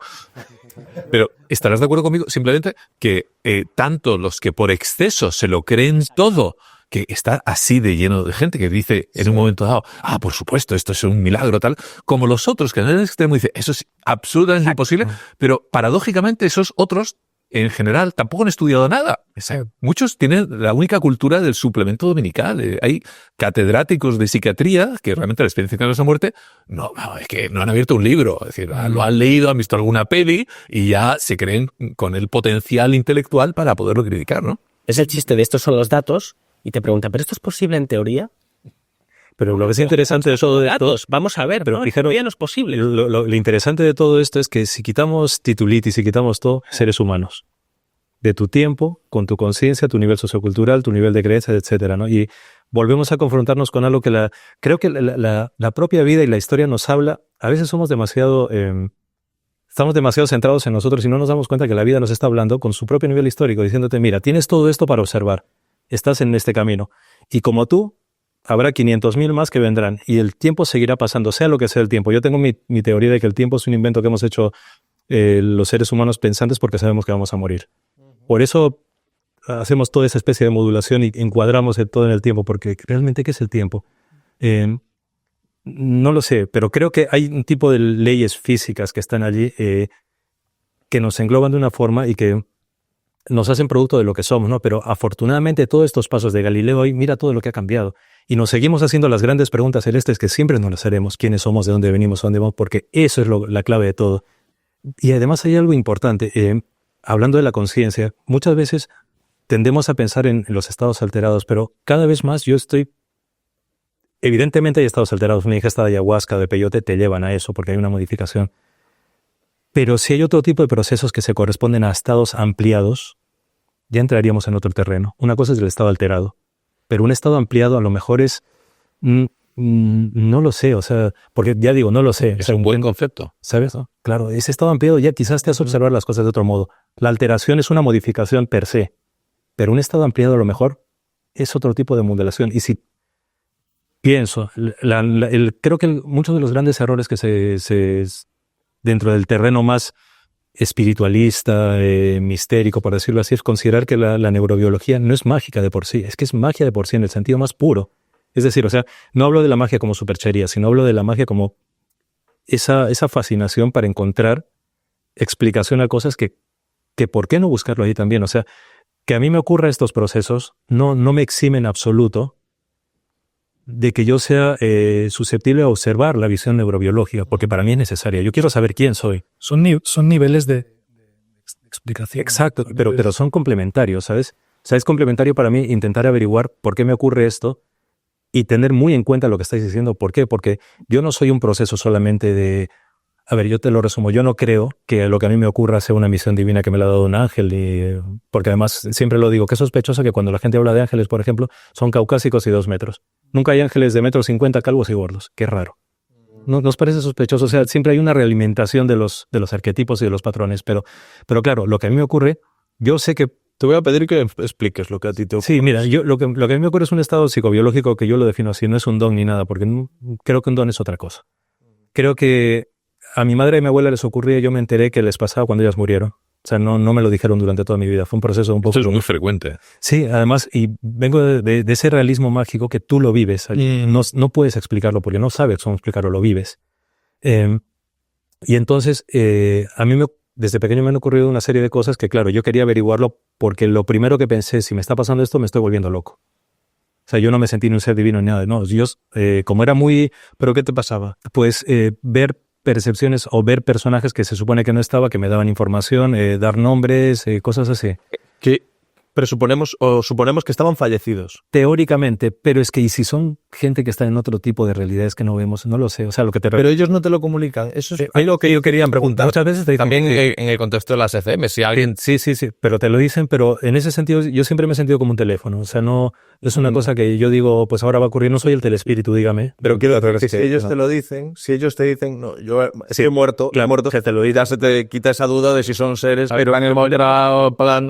¿Cómo se distingue eso de un niño con mucha imaginación? Eso cuando se empieza a distinguir cuando la propia realidad de repente... Os pongo un ejemplo muy sencillo. En el colegio, tendría 8 años, estaba en clase y le estaba pasando a mi compañero Álvaro unos cómics. Estaba un cura, yo era en un colegio de La Salle, que estaba escribiendo en la pared y en la pizarra le paso los cómics. Veo que viene el cura, me coge los cómics, me los quita. Yo me quedo un poco así y me da un coscorrón y me dice, Linares, eso no se hace en clase. Y yo pensé, si no le estoy haciendo daño, le estoy dando solamente mis cómics a mi compañero. Además, objetivamente siempre fui un niño muy cauto. Uh-huh. Entonces le dije, no, pero si no estoy haciendo nada. Y veo un crío que aparece, de ese otro lado, como queréis llamarle, ¿vale? Que me dice, chiquito, que allí en el Perú de aquella época nos llamamos chiquitos los niños. Chiquito, eso que está haciendo está mal, porque es mayor y además está tan mal como lo que está haciendo con la señorita de tercero. Y claro, yo lo solté. El cura me llevó de las orejas a la dirección de estudios. Vino mi madre, se montó una tremenda. Yo estaba afuera, pero claro, soy periodista, entonces no puedo evitar desde pequeño pues tener eso de acercarme y escuchar lo que estaba hablando. Me puse a escuchar y el director de estudios le decía a mi madre, pero ¿por qué tu hijo es así? ¿Por qué? Sí, ¿por qué? O sea, como si hubiesen cosas que yo no sabía. Claro, yo no me enteré. El aludido salió disparado. Y a los 3 meses dejó de ser cura porque efectivamente estaba liado con la señorita del tercero. Yo no tenía ninguna manera de saberlo porque 7 años, pues, no tenía manera. Y además yo no conocía a esa señorita del tercero. Yo era un niño muy, muy en mi mundo. Pero tan curioso es que cuando pasó el tiempo, recordé el nombre del niño y resulta que ese niño fue un niño que había fallecido hace 25 años y que, pues, yo no tenía forma de saberlo. Y que estudió en esa clase y que el cura pues... su familia eran amigos, o sea, no lo sé cómo ocurrió todo esto, ¿vale? Lo único que sé es que ese proceso psicobiológico hace que mi cerebro que mi cerebro capte algo, mi cerebro, mi conciencia, mi espíritu, como queráis llamarle, y que yo lo manifiesto a través de mis sentidos físicos, que son las herramientas que yo utilizo para conectarme con la realidad y para poder traducir a la realidad eso. El problema es que muchas de estas percepciones y muchas de estas cosas las traducimos con el lenguaje habitual que conocemos y que utilizamos para describir la realidad tal cual es. Pero yo os preguntaría, ¿cómo describís, por ejemplo, el amor con palabras exactas? No se puede. ¿Cómo describimos ese tipo de sentimientos con palabras exactas, con las palabras que hemos aprendido para describir esta madera? Es que es difícil, es complicado muchas veces, ¿no? Y en estas percepciones es un poco así. Entonces yo sé que es un proceso que me ocurre de esta forma, sé que mi cuerpo somatiza determinados estados, me baja la temperatura. Esto es a voluntad, Aldo, perdona. No. Tú no lo controlas. No, yo podría pasar ahora. Yo es como una llave que abro y cierro, eso sí. Ah, claro. Pero yo soy como un teléfono, nada más. Soy un ser humano que tiene unas, particularidades, por llamarlo así, pero es mi teoría, ¿vale? Hay un emisor y un receptor, y está el teléfono allí. Por eso el telespíritu, dígame esto de que yo te puedo ir dando mensajes, no, me parece absurdo, no me parece lógico. Ahora bien, por eso para mí lo que habéis estado diciendo es necesario, para mí es necesario, porque yo entiendo y aprendo más de mí y porque yo concibo que mi realidad es absolutamente compatible con todo esto, porque como laboratorio que soy, como laboratorio que somos cada uno, requiere tanto de la pipeta como requiere tanto de la mano que he escrito en ese libro eso. Y las observaciones y las teorías y las hipótesis, porque evidentemente hay, en todos estos fenómenos de la percepción, la vida más allá de la vida, las experiencias cercanas a la muerte, hay un terreno de hipótesis tremendo que puedes valorar la veracidad dentro de un limitado marco de experiencias que son más o menos indicadores de que hay algo más. Y luego hay otro rango que es como de de experiencias, digamos, aplicables a un cliché. Si me permites, Aldo, pero podemos ser un poco más atrevidos. ¿Tú contactas con fallecidos? Claro, parece ser que sí. Parece ser que sí. Por eso le pregunto, podemos hablar de esto. O sea, parece muy cauto. No, yo lo que he percibido es la cautela de Aldo y yo no quería meterme en su cautela, pero he intentado de la manera más sutil posible dejar claro que Aldo se refiere. Yo digo, parece ser que sí, porque aunque ocurren estas circunstancias, siempre intento ser muy cauto. ¿Sabes por qué? Porque aunque sé que no es muy científico, yo intento observarme en estas experiencias. O sea, porque yo sé que no... Hay muchos... Desde pequeño me he analizado con todo esto y me he dado cuenta que hay una cantidad de circo tan estúpida y tan dañino, y además tan que producen muchas personas que pueden estar en la ciencia decir, pues todo esto es una superchería, que evidentemente no son todas, evidentemente, y afortunadamente. Y que en el propio misterio aviva como una cantidad de tonterías también fascinante, porque sociológicamente es fascinante, pero en mi caso yo intento investigarme. ¿Por qué? Porque soy lo único que tengo. Y porque para mí es muy importante esto. O sea, para mí es muy importante lo que pienso y lo que siento, porque también creo que es un momento histórico muy interesante para gente que puede tener estas percepciones o que dice que las tiene. Y entonces, cuando me dices lo de los muertos, sí, por lo que dicen, por lo que ocurre, y también me atrevería a decir, analizando a mí mismo, que cuando pasan estas cosas yo soy el primero que me quedo como diciendo, ¿qué es todo esto? O sea, no puedo dar por sentado nada de lo que me ocurre al 1000%, porque no puedo. Yo como científico te diría que la ciencia no tiene el monopolio de lo real. Ni el misterio. Es que a veces venimos un poco, ¿no? Y yo lo siento en ti, pero perdón, yo quiero ser científicamente... La ciencia dice cosas que... dice certezas, no certezas. Dice que algo es cierto científicamente, pero hay cosas que son ciertas históricamente o jurídicamente o experiencialmente. O sea, está bien tratarle de poner el sello científico a esto y es a lo que nos dedicamos. Pero si la ciencia no le pone el sello, no pasa nada. Incluso añadir una cosa más. Hay partes de la realidad que yo creo que nunca van a ser conquistadas por la ciencia. Si no pasamos de la pseudociencia al cientifismo. Por lo tanto, también podemos estar tranquilos si la ciencia no llega allí y que lo que tú experimentas sea cierto en ese sentido. Pero en mi caso es por curiosidad, o sea, no es porque esté dogmatizando la ciencia, no, sino que porque para mí es alimenticio realmente. Porque es lo que te decía al principio, para mí la ciencia y el arte es lo que más me están enseñando de todo esto. Aldo, un momentito, porque estoy por el rabillo del ojo, veo revolviéndose en el asiento a Saúl desde hace tranquilamente 20 minutos, entonces vamos a dejarle, por favor, que se manifieste. No, dos cosas. Una, si me lo permitís, en segundo lugar, en torno a lo que explicas que te pasa. Yo creo que para también redirigir un poco a la temática central de esto, que en torno a las experiencias cercanas a la muerte, la fenomenología o la experiencia de ver apariciones es una y la experiencia cercana a la muerte es otra. Entonces, yo creo que sí merece la pena, precisamente, que sabemos de esto. Antes me preguntabas del morirnos, ¿no?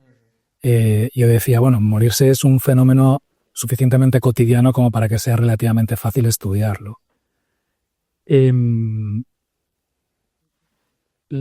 importante, yo creo, transmitir la idea de cómo sabemos, simplificando la idea de que funciona un cerebro. Un cerebro no es un órgano y ya está, ¿no? Por unas zonas que hacen cosas. A día de hoy concebimos el cerebro como un sistema en red que además se organiza de una forma muy particular y que distintos sistemas de redes que tenemos bastante bien identificados, redes que no son físicas, que son diálogos en distintas frecuencias, pues conforman una estructura que da lugar a lo que conocemos a día de hoy como procesos cognitivos, percepción, pensamiento, etcétera. Cuando esto lo alteras, aparecen pues una serie de síntomas, en algún caso, o de experiencias en otros. Cuando una persona deja de recibir oxígeno en su cerebro, muy rápidamente se inicia una secuencia de eventos que, si no se corrigen, culminan con la propia autolisis y la degeneración de la célula y la muerte irreversible. Pero con mucho antes de que llegue a ese escenario, por suerte, sucede un fenómeno que está ampliamente reconocido. Hay un trabajo además de hace un par de años con muchos casos que es maravilloso, y es que hay esa hiperexcitabilidad masiva secundaria a una liberación también de glutamato que da lugar a que un tipo de frecuencia, que es la frecuencia en banda gamma, inunda al cerebro siguiendo una trayectoria bastante particular que compromete inicialmente. De algún modo esta actividad reorganiza estas redes que están topológicamente organizadas sobre la base de la frecuencia en la que oscilan. Esta salida de actividad gamma reorganiza topológicamente estas networks. Es algo que también sabemos sucede, por ejemplo, con algunas sustancias psicodélicas. Hace exactamente el mismo fenómeno. Es como sintonizar en otra frecuencia. Pero si sigues la topografía, la trayectoria del proceso, es curioso porque abarca regiones íntimamente relacionadas con la percepción de la luz y de la profundidad, regiones que sabemos que en contexto de crisis epiléptica o de migraña desencadenan visión de túnel, provocan una hiperconectividad de áreas temporales mediales de hipocampo, regiones íntimamente vinculadas a la memoria y al componente autobiográfico, y promueven también una hiperactividad con estas regiones temporoparietales que antes comentábamos que cuando las estimulas provocan esta disociación. Quiero decir, entrando en la parte, y me lo permito, más reduccionista, porque el reduccionismo bien hecho no es una estupidez, es una herramienta absolutamente útil que cura enfermedades. Aplicando una cierta lógica, un razonamiento basado sobre la base de lo que sabemos de la cognición humana, de cómo se estropea, la topografía de los acontecimientos neuronales que sucede cuando alguien fallece es perfectamente congruente con el aspecto que adquiere la experiencia. ¿Vale? No hay nada visto desde lo que sabemos, no en plan engreído, no. Con la humildad de sabemos de esto, cuando tú observas un cerebro y sucede lo que sucede allí donde sucede, es congruente que la persona vea luz, túnel, seres que ya no están, salga de su cuerpo, por supuesto. Si el fenómeno sucediese en el cerebelo y la experiencia fuese esta, diría, no tiene ningún sentido. Pero el cómo sucede tiene mucho sentido a nivel de la fenomenología del proceso. E insisto, estamos hablando de un cerebro que se está apagando. O sea, no es un fenómeno trivial. La percepción de seres, y ahora no pretendo para nada cuestionar tu experiencia, ¿vale?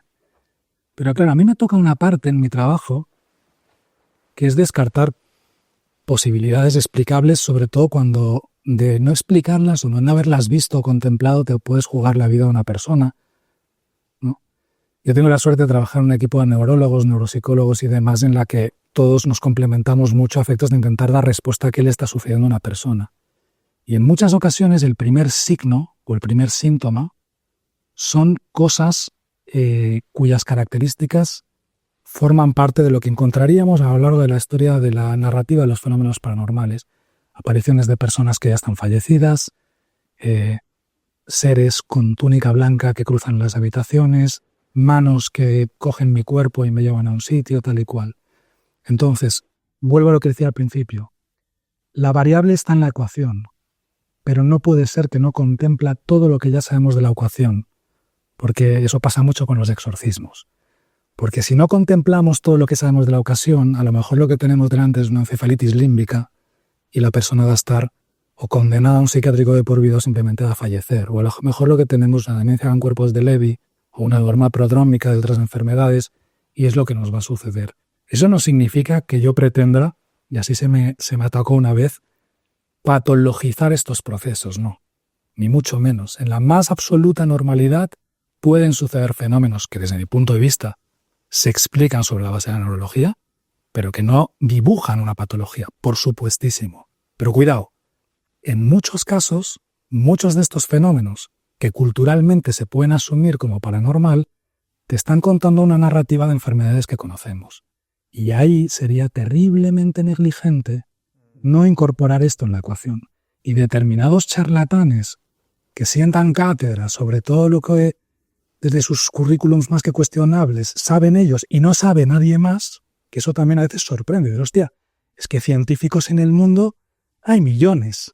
Interesados en la conciencia hay millones. Que viven investigándolo. Claro. Día tras día. O sea, yo he hipotecado mi vida al estudio de las enfermedades, a ver pacientes y hacer ciencia. Y soy un pringao. Pero es que hay cientos de miles. Hombre, que solo 4 en el sofá de su casa hayan descubierto el kit de la cuestión, sinceramente me parece muy cuestionable. Saúl, no hay tantos que estudien la consciencia, no hay tantos que estudien los márgenes, y el sistema socioeconómico político penaliza a los que queremos investigar estas cosas. No es tan bonito el panorama. El panorama del cual yo vivo es el que es. Estudiosos de la consciencia hay muchísimos. Podríamos sacar aquí ahora el teléfono, nos ponemos Nature Science o publicaciones más de pies a la tierra, publicaciones en torno a la consciencia, hay cientos de miles.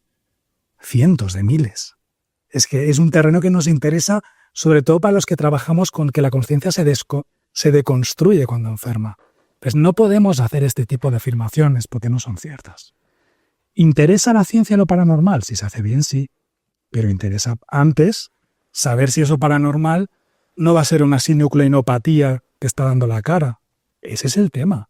Yo he visto gente con trastorno neurológico funcional mimetizando una conversión a hombre lobo o mimetizando una posesión diabólica. Esto tiene tratamiento, por el amor de Dios. Epilepsias que no generalizan, que no hacen tonicoclónicas, que ven gente, que ven...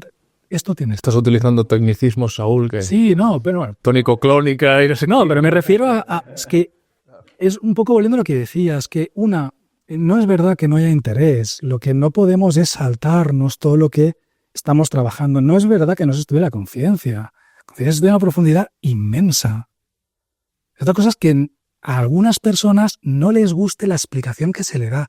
Pero ese es otro terreno. Doctor Gaona, ¿se estudia o no se estudia Hombre, tampoco es que sea como el fútbol, ¿no? Que haya gente por todos lados, porofos de la consciencia, ojalá, ¿no?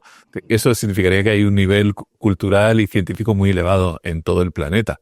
Evidentemente tampoco son, y con esto no quiero quedar bien con vosotros dos, no es algo excesivo, tampoco está restringido a 4 chalaos que se dediquen al tema de la consciencia. Pero yo pienso muchas veces, como bien estás explicando, ¿no? Pero claro, como todos, también nos seguimos haciendo más y más preguntas. ¿Y si la cosa fuese más compleja? ¿Y si esas personas que tienen esa alteración en el lóbulo temporal derecho, por ejemplo, y que son capaces de enlazar ese lóbulo temporal derecho, que por otro lado algunos autores han denominado la antena de Dios, justamente por esas connotaciones medio esotéricas, divinas, de contacto, etcétera? ¿Y si tuviesen esa alteración en el lóbulo temporal derecho y eso supusiese que el cerebro, vulgarmente hablando, para que nos entendamos todos, no esté suficientemente bien tuneado y entonces fuese capaz de percibir otro tipo de cuestiones? Es decir, que la psicobiología pudiera explicar que efectivamente le hemos hecho una resonancia, mira cómo tiene el lóbulo temporal derecho, lo tiene hecho un churro, ¿no? Es normal que le pasen tantas cosas. Bien, perfecto. Pero la pregunta es, ¿y esas cosas que le pasan son necesariamente fruto, sí, de la patología, pero son necesariamente fruto de su imaginación? ¿O por el contrario, le está produciendo un estado alterado de conciencia propio, por ejemplo, de chamanes, o una extensión, en vez de alterado, como bien decía Aldo, una extensión de esa conciencia, porque resulta que no está tuneado para la realidad ordinaria? Esto me encanta, porque esto es cuando yo discutía y discuto con mi padre. Él está siendo mi padre. Él está ejerciendo de tu padre, muy bien. Espero que esto no tenga ningún tipo de traducción psicoanalítica. No, pero me encanta, porque es verdad. Bien. Él siempre decía, sucede en el cerebro. Bien. Bueno, ya lo sé que en lo que creemos, claro, que es la estructura neurológica mecanicista. Sí, pero totalmente. Bien sabes que hay otras teorías, Totalmente, el cual hace que esa conciencia esté de alguna manera flotando alrededor como las ondas de radio en torno a la antena. Totalmente. Por eso yo, y ya me callo, pero por eso yo que en el fondo considero que la capacidad de creer, yo la añoro. Es decir, pero no es querer decir... La anhelas. la anhelo. Claro. Entiendo perfectamente lo que estás diciendo. Entonces, claro, para mí lo que digo es, no va en contra a lo que aquí se está poniendo encima de la mesa, yo creo, con una honestidad que es la adecuada. Es una cuestión para mí de orden, que va muy alineado con lo que él dice, de orden en la secuencia de eventos. Es decir, cuando yo haya rechazado, acorde a todo lo que sabemos, a las herramientas que tenemos, no las herramientas que tiene un señor, insisto, en el sofá de su... No, las herramientas que tenemos de científico, eso que me queda, esa excepcionalidad, ¿a qué ventana de explorar, como decías tú muy bien, ¿no? De mirar al cielo y plantearnos las mejores ideas que he tenido, que han culminado con los trabajos que más obvios estoy, las he tenido en la ducha, ¿no? Ese instante que dices, voy a permitirme el lujo de pensar en esa posibilidad. Yo estoy totalmente alineado. Claro, ¿cómo es posible que, por ejemplo, el Instituto Noético que está en California haya personas que se dedican a la meditación y que sean capaces de, igual que los generadores aleatorios de número, pero en este caso sean capaces de alterar, es verdad que por milímetros o milésimas de milímetro, un haz de láser? ¿Cuándo hacen? Es decir, no, yo no te estoy discutiendo, estoy haciendo mi propio brainstorming porque no tengo la menor idea. Entendamos, no. Soy un absoluto ignorante de cómo diablos hacen que ese haz de láser cambie, y de hecho hay trabajos publicados, conozco a algunos de los autores, son aparentemente tipos muy de fiar, o al menos tan de fiar como otros que lo niegan, ¿no? Y fíjate que ¿cómo lo hacen?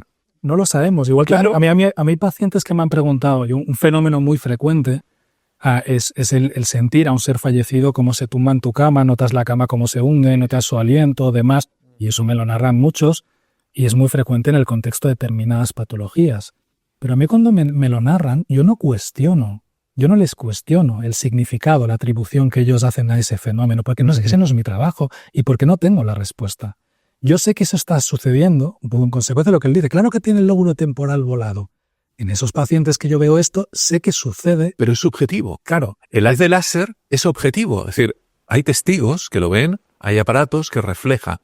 Y estoy totalmente de acuerdo contigo. Eso puede ser una percepción del tipo que sea. Da igual, esos íncubos, súcubos y tal cual.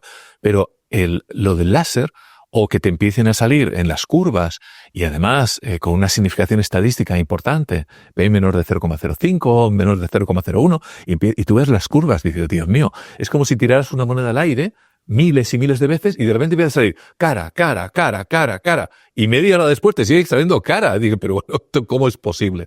a mí A lo mejor hay una explicación mucho más sencilla. lo único y tonta. que a veces me chirría en torno a estos temas, porque todos los que lidiamos con el drama de las publicaciones científicas, pues es frente a estos experimentos de los cuales aparentemente derivan nuevas y grandes conclusiones o hallazgos antes inexistentes, con todo el respeto siempre digo, ¿y por qué no le han dado el Nobel?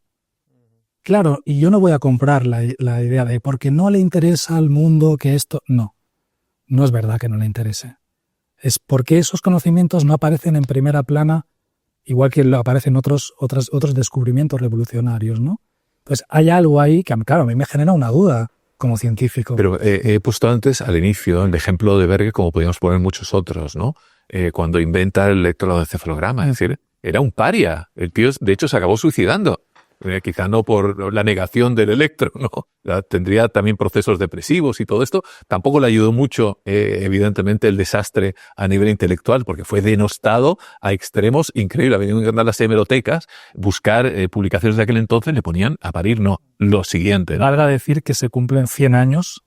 Sí, ahora. efectivamente. Sí, señor. 100 años. Alex, ¿quieres comentar algo de lo que has escuchado? Tengo una pregunta que hacerte también. A mí me encanta escucharte, pero no estoy de acuerdo contigo en todo lo que dices, porque creo que... ¿Por qué se tarda? Bueno, la ciencia avanza de funeral en funeral, como decía Planck, o más lejos, ¿no? O sea, o aún tarda más. Se tarda mucho en cambiar estos hábitos del pensamiento. Y insisto, el panorama no es tan... Las cosas están cambiando, estamos mejor, pero...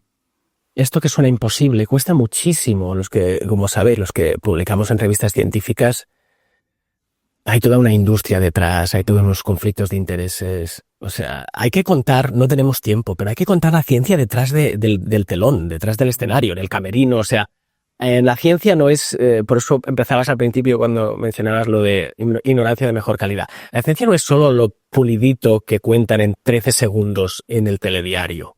Por eso tener un espacio como este, por eso el podcast yo creo que ha revolucionado también la divulgación científica, porque podemos hacer doble clic y triple clic y ver que estamos de acuerdo en cosas y en otras no. Yo creo que hay que ofrecerle a la gente una ciencia más vulnerable en la que mostremos se saben cosas, pero otras no se saben. La ciencia está hecha por humanos, los humanos tenemos ego.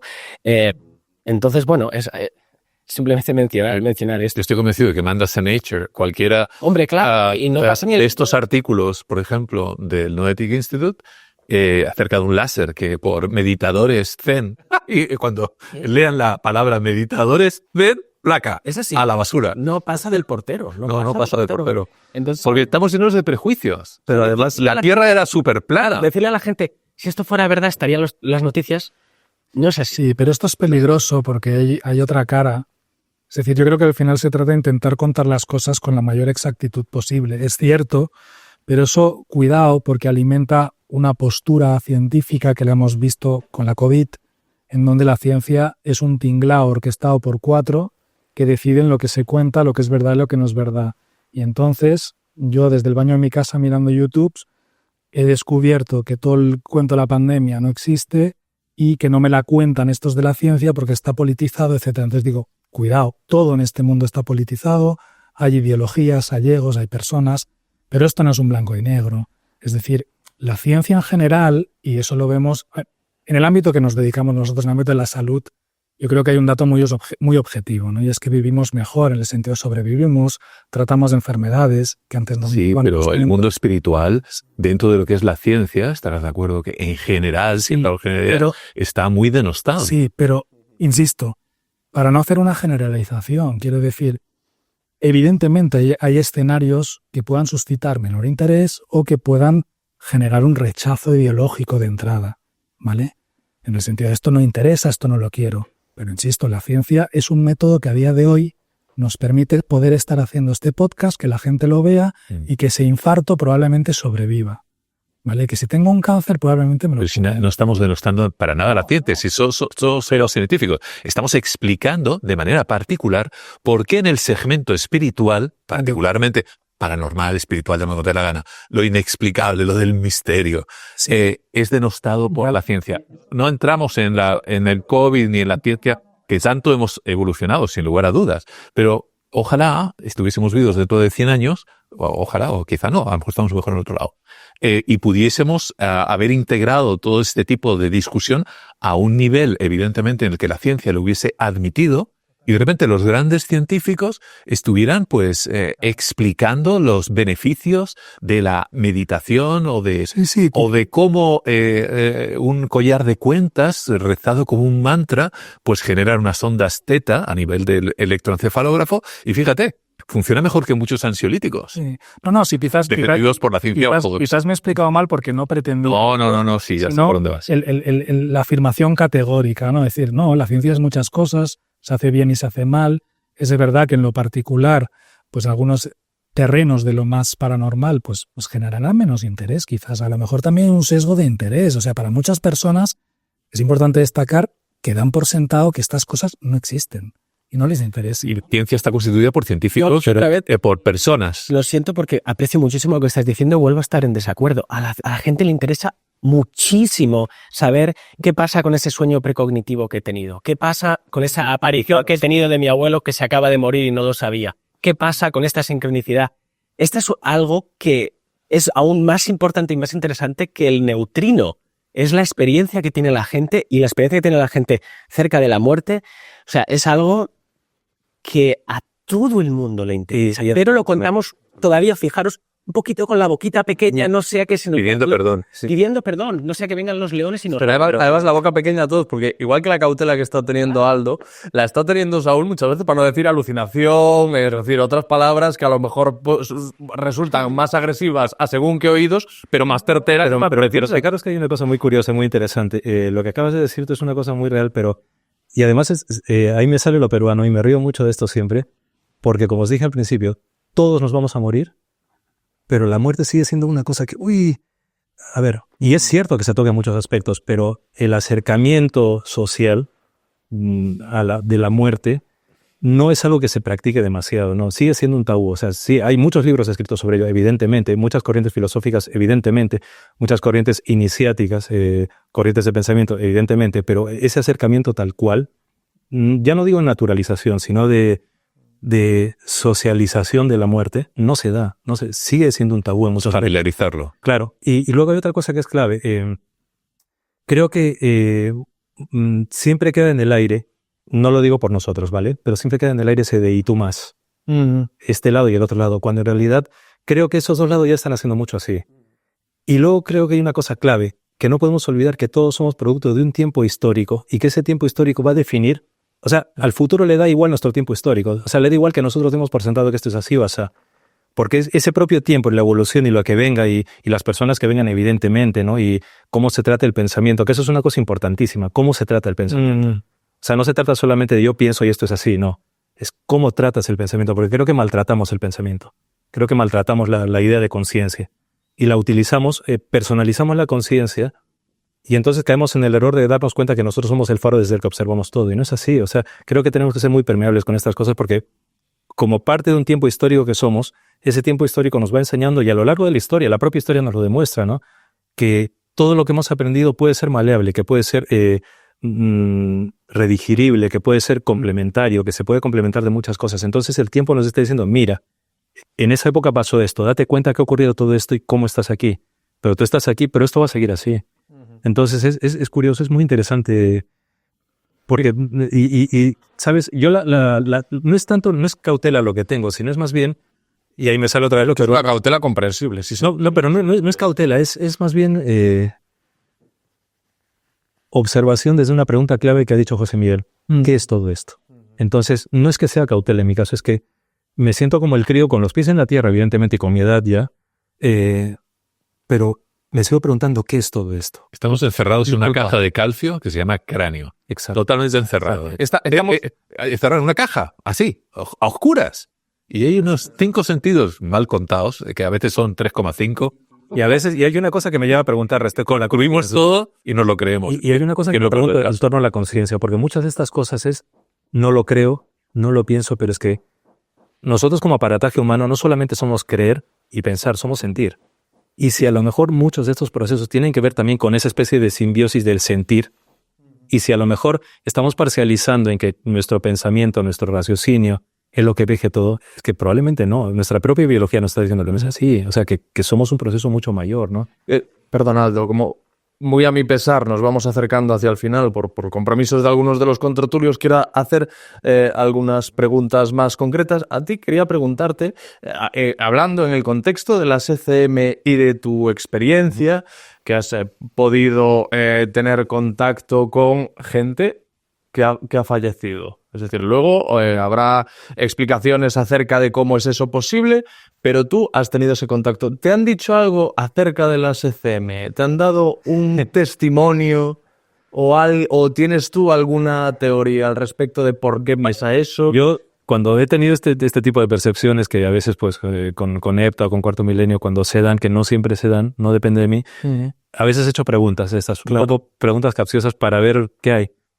Y mucha gente dicen que no saben qué es. Otros te dicen que eso, el que llamamos muerte, es simplemente la vida, pero en un estado distinto. Simplemente es como si le diesen otra oportunidad, ¿no? Una persona que está a punto de morir y que le permiten volver o que muere. O vuelve, a lo mejor su conciencia y su fisiología han dado un paso que no es el paso adecuado en ese momento, o sea, que no es el paso definitivo.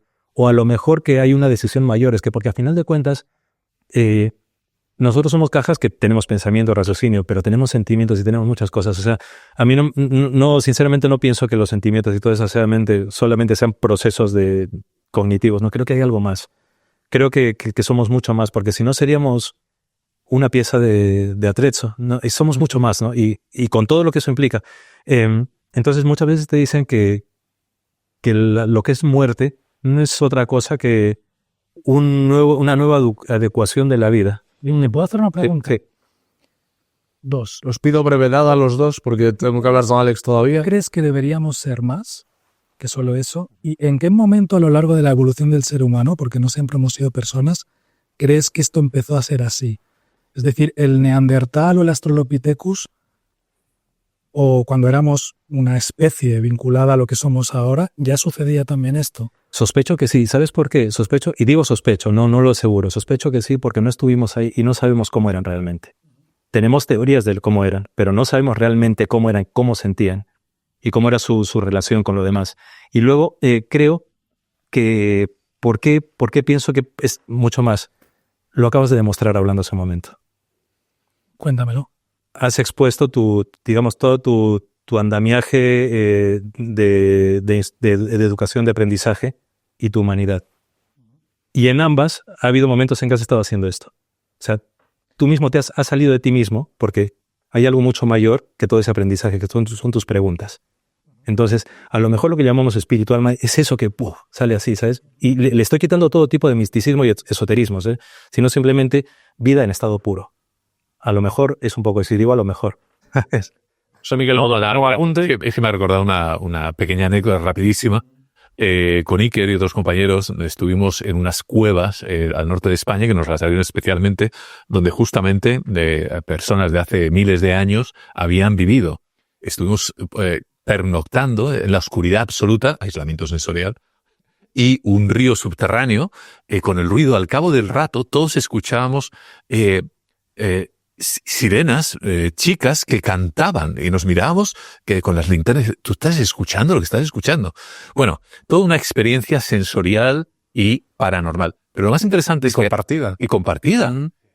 A la salida, después de muchas peripecias y estalactitas, jugando en la vida literalmente con un río a no sé cuántos metros que solo se escuchaba, pero que no eras capaz de ver el cauce, incluso iluminándolo, a la salida hacia una noche estrellada, fantástica. Y de repente, al encontrarnos con la magnificencia del universo, ya sé que suena muy romántico y aquí en esta habitación a lo mejor se puede lejanamente adivinar, pero de repente salías de un entorno cuasi mágico para lo que es los humanos y seguramente para aquellos que vivían ahí hace miles de años, y de repente encontramos la bóveda celeste infinita. Iker y yo nos miramos, no recuerdo, y dice, ¿estás pensando lo mismo? Y digo, sí, estoy pensando lo mismo. Es decir, seguramente tuvimos una percepción retrógrada antropológicamente hablando, que la psicología puede explicar con toda perfección, pero era de repente el enlace con aquello mágico que seguramente sentían. Es decir, Dios mío, es decir, ¿dónde estoy? Yo creo que Iker me contó esa historia. ¿Sí? Juraría que sí. Él puede contar una historia de una vez que se entró en una caverna. Sí, eso lo vio algo. Lo vivimos. Lo que le quería... Fíjate, volvisteis a las mismas preguntas. ¿Dónde estoy? ¿Quiénes somos? ¿De dónde venimos? ¿Dónde vamos? Porque es que muchas veces... éramos muy pequeñitos y rodeados de breves. A veces cuando la gente... Porque, claro, lo de medio sensitivo, a mí no, ya veis cómo soy. Pero cuando a veces me dicen, quiero ver algo mágico, siempre les digo, mira una flor. O sea, a veces buscamos grandes señales y las tenemos aquí. O sea, el aire.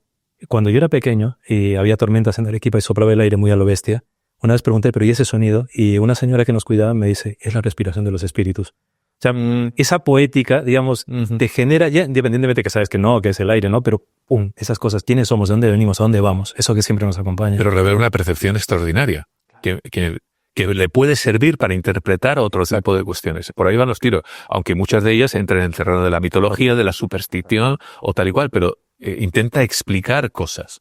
¿Que la ciencia luego lo ha explicado? Sí, pero, insisto, empujamos la barrera de la ciencia y suele haber un vecino un poquito más allá.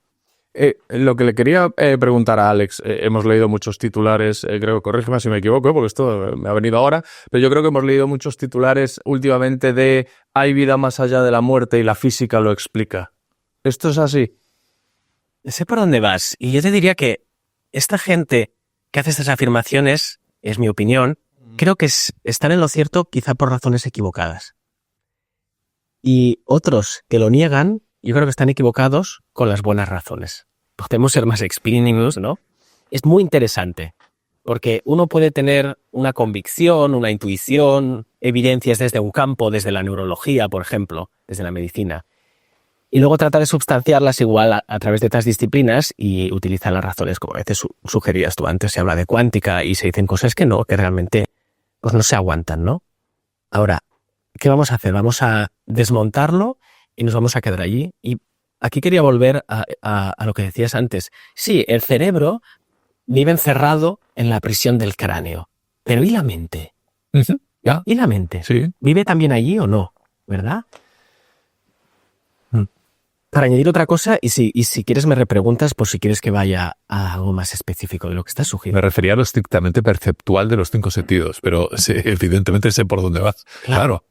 ¿Y la mente? Eso es lo para mí lo... ¿Cómo es posible que alguien sepa lo que ocurre en otra habitación? Que el cerebro está al dedillo. dentro, ya lo sabe. No que lo intuya ni que reconstruya una historia verosímil, sino que sea capaz de dibujar una abadía con un lago escocés en la parte posterior y en la forma de las ventanas. Mira, Alex, Sí. Puede tener una lo he pensado, una microcámara hoy en día y fuera de coña, he pensado todo tipo de posibilidades, ¿no? Pero al día de hoy todavía sigo sin la respuesta. Alex. Al pan pan y al vino vino y a César lo que es de César. Es decir, sí, quizás sea innecesario y una mala idea invocar a la cuántica, al misterio de la cuántica para explicar el misterio de la conciencia. Bien, pero también hay teorías que hacen eso seriamente como mencionaba. ¿Y a qué se refieren cuando dicen eso? ¿Qué demuestra la física? No tengo ni idea de física cuántica, pero ¿qué es lo que esgrimen quienes defienden que efectivamente la física cuántica demuestra que hay vida más allá de la muerte? Bueno, como decíamos antes, la cuántica hace 100 años puso la concepción clásica que teníamos del mundo patas arriba, ¿no? Entonces, desde ahí hay una separación donde muchos científicos en el siglo XXI, como digo yo, siguen viviendo en el esquema mental del siglo XIX, donde el mundo está hecho de bolitas de billar clásico, ¿no? Pero luego los que se han sumado a la cuántica, claro, como están impresionados por todos los fenómenos extrañísimos que suceden, ¿no? El efecto túnel, el entrelazamiento, ¿verdad? Pues claro, piensan, si eso está pasando en el mundo microscópico, eso probablemente sea lo que está pasando en este tipo de experiencias anómalas, ¿no? Yo creo que no hace falta ir por ese camino, pero sigue siendo misterio, o sea... todavía no nos hemos puesto de acuerdo, y yo no me dedico a esto, no es mi campo, la física cuántica, ¿no? Pero hay muchas interpretaciones todavía de qué es lo que está pasando. Interpretaciones de cómo conocemos la realidad, incluso de si existe. Cuando hablamos de teorías de la consciencia, hay muchos ismos hoy en día. Es un poco técnico, pero está el materialismo de mis amigos materialistas, pero está el idealismo, está el panexperiencialismo, está el dualismo de doble aspecto, está el dualismo de sustancia, está la fenomenología. Entonces... bueno, el campo es mucho más amplio, ¿no? Y otra cosa que podría añadir es que la New Age, que yo la entiendo, yo trato también de integrar, de entender por qué, de dónde viene, por qué hacemos esto, porque mi papá, o por, ¿no? Un poco hacer una constelación familiar, si se puede decir aquí, ¿no? Esto, ¿no? Claro, la New Age yo creo que fue una reacción a un dogmatismo, casi como cuando el niño se vuelve rebelde, entonces ahora parece que todo vale. Pero todo vale porque antes nos decían que nada vale. Antes, a alguien contando tus experiencias le dirían, ¿está loco o es tonto? ¿No? Y por eso aquí yo creo que tenemos esta tensión tan linda donde sí, Saúl, lo que dices, pero también acordémonos de dónde venimos. Venimos de un mundo en el que no se podía estudiar la conciencia porque era tabú. Hace poco a mí me invitaron a un programa de televisión pública, obviamente no voy a decir cuál es, para hablar de la muerte y yo les comenté que hay todo un espectro que no hemos tocado muy interesante entre la lucidez terminal, las experiencias cercanas a la muerte, los contactos y la reencarnación, porque hay evidencia científica de Ian Stevenson sobre casos de reencarnación o por lo menos niños que recordaban aspectos de vidas anteriores. Me dijo, bueno, el tema de los mediums... Yo estuve en contacto con la psiquiatra india que lleva el tema. De esto lo podemos contar en otro podcast. Pues decía, el tema de los mediums no se puede tocar en la televisión. Vaya, a ver si va a poner en Cuarto Milenio. ¿De verdad? ¿De verdad que no podemos ni hablar de esto? O sea que yo creo que hay que afinarlos, como me ha gustado mucho este movimiento, ¿no? Para los oyentes del podcast, lo ha utilizado Aldo, lo está repitiendo Alex, es la unión, el entrelazamiento de dedos, ¿no? De dos puntos que se juntan y se fusionan. Y eso quizá tenga que ver con el tema de por qué unas industrias aeroespaciales están dándonos pasta para ver el tema de la visión remota. Que nadie me ha preguntado por qué. Wow. No me lo preguntéis porque no tengo la menor idea. Pero no, que se cabe esta, pues sí, es que... Pero me ha inspirado la unión, ¿no? Es decir, unos individuos que se dedican a hacer las ampliaciones de la estación espacial, pues quieren saber más sobre si es posible tener esa visión remota. Imagino que tendrán, bueno, como bien sabéis, en la Guerra Fría fue uno de los pilares también de ambos contendientes, americanos y rusos, a lo largo de un montón de años, ¿no?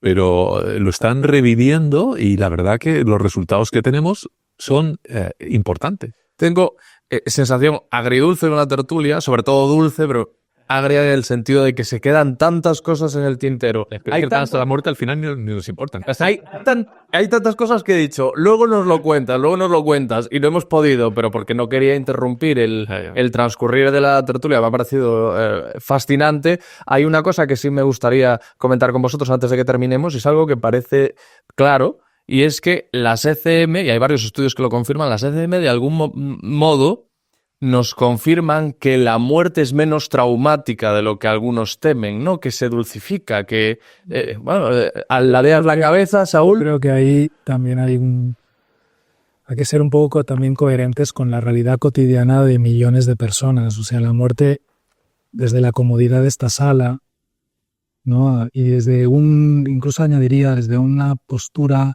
un nivel sociocultural o económico incluso, podemos... No, pero estás yendo mucho más lejos que yo, ¿eh? Yo te hablo de la muerte de ese segundito donde te vas. Espera, Vale. pero digo, ese segundito que hemos comentado tiene que ver con una forma de morir, ¿vale? Que es lo que creo que es un punto que es muy importante, capaz que lo he soltado al principio. Experiencias cercanas a la muerte en un traumatismo craneoencefálico es difícil que sucedan. Quiero decir, el cerebro tiene que estar ahí. Morir de una parada cardiorrespiratoria o de una anoxia progresiva, ¿no? De una hipoxia progresiva o congelado puede ser una muerte dulce. La muerte, pero desengañémonos, es una tragedia a día de hoy. No hay nadie que haya demostrado la evidencia científica de la reencarnación. No se puede hacer esa afirmación, y menos si viene de una persona. A día de hoy, lamentablemente, cada día mueren millones de personas y eso supone una tragedia. Es una tragedia que nos acompaña desde que somos personas, y eso ha hecho... Y lo entiendo perfectamente, yo el primero. También he perdido a mucha gente en mi entorno. Querer encontrar una explicación más allá y querer creer que es dulce y querer que hay... Lo entiendo perfectamente. Yo soy parte de esta misma realidad, pero no podemos quitarle lo que es. Y a día de hoy es la pérdida completa de la persona con la que tenías al lado, ¿no? Y eso tiene unos elementos brutales, psicológica y existencialmente hablando. Si luego hay otra realidad, perfecto, pero morirse... Yo tengo la sensación de que no nos estamos entendiendo, ¿eh? O sea, de que yo me refiero al proceso mismo, que da igual Es que depende. Me refiero que da igual cómo acaben. O sea, quiero decir, igual, imagínate que te matan. Digo, ese momento en el que pierdes la vida... Claro, pero yo he visto... Yo tengo una vinculación muy profunda con las personas que atiendo y lamentablemente padecen procesos que indefectiblemente les llevan a la muerte. Y por el trabajo que tengo, creo que tanto esfuerzo tengo que desplegar cuando están vivos como cuando llegan al momento de morir, ¿no? Y el aspecto que adquiere y el sufrimiento que a veces acompaña a la muerte, y por suerte tenemos curas paliativas, porque morirse, incluso justo ese momento, pues en ocasiones no tiene nada de dulce. Y por eso necesitamos una especialidad médica que convierta ese proceso en algo aceptable y digno. En muchos casos, en otros no. Por supuesto, irse a dormir y no despertar tiene que ser algo maravilloso, ¿no? Pero lamentablemente la muerte no siempre es dulce, ni mucho menos. ¿Sabes? Hay una cosa que viene a todo esto y que lo pienso mucho, sobre todo a raíz de una muerte familiar que tuve.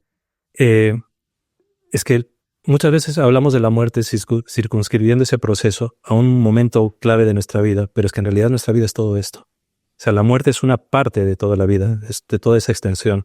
Entonces creo que quizás, no sé si la palabra sea pedagógicamente, pero creo que sería interesante e importante socializar la idea de la muerte en cuanto a que no solamente en ese proceso se acompañe cuando llegue ese proceso, que mucha gente lo hace y lo hace muy bien, pero creo que la lectura de quien está pasando eso es tan única, en cuanto ya no solamente a los procesos cerebrales, sino a los emotivos y tal, que creo que es necesario tener, digamos, un mayor acercamiento social, pedagógico, no lo sé, sociológico, a ese proceso. Incorporarla a la vida. Exacto. Yo las personas que me dicen, joder, en tu trabajo condenáis a personas a morir, ¿no? ¿Qué sentido tiene su vida? Y siempre les pregunto, ¿qué sentido tiene la tuya? Es decir, ¿eres consciente o has negligido una realidad que tú continuamente dices, es imprescindible? Es que vamos a morir.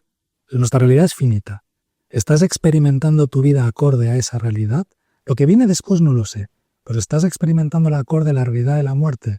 Y luego, totalmente de acuerdo, ¿cómo deberíamos incorporar esa realidad a la experiencia de la vida. Es algo que va a suceder y que, ostras, nos apartamos por razones obvias, Claro.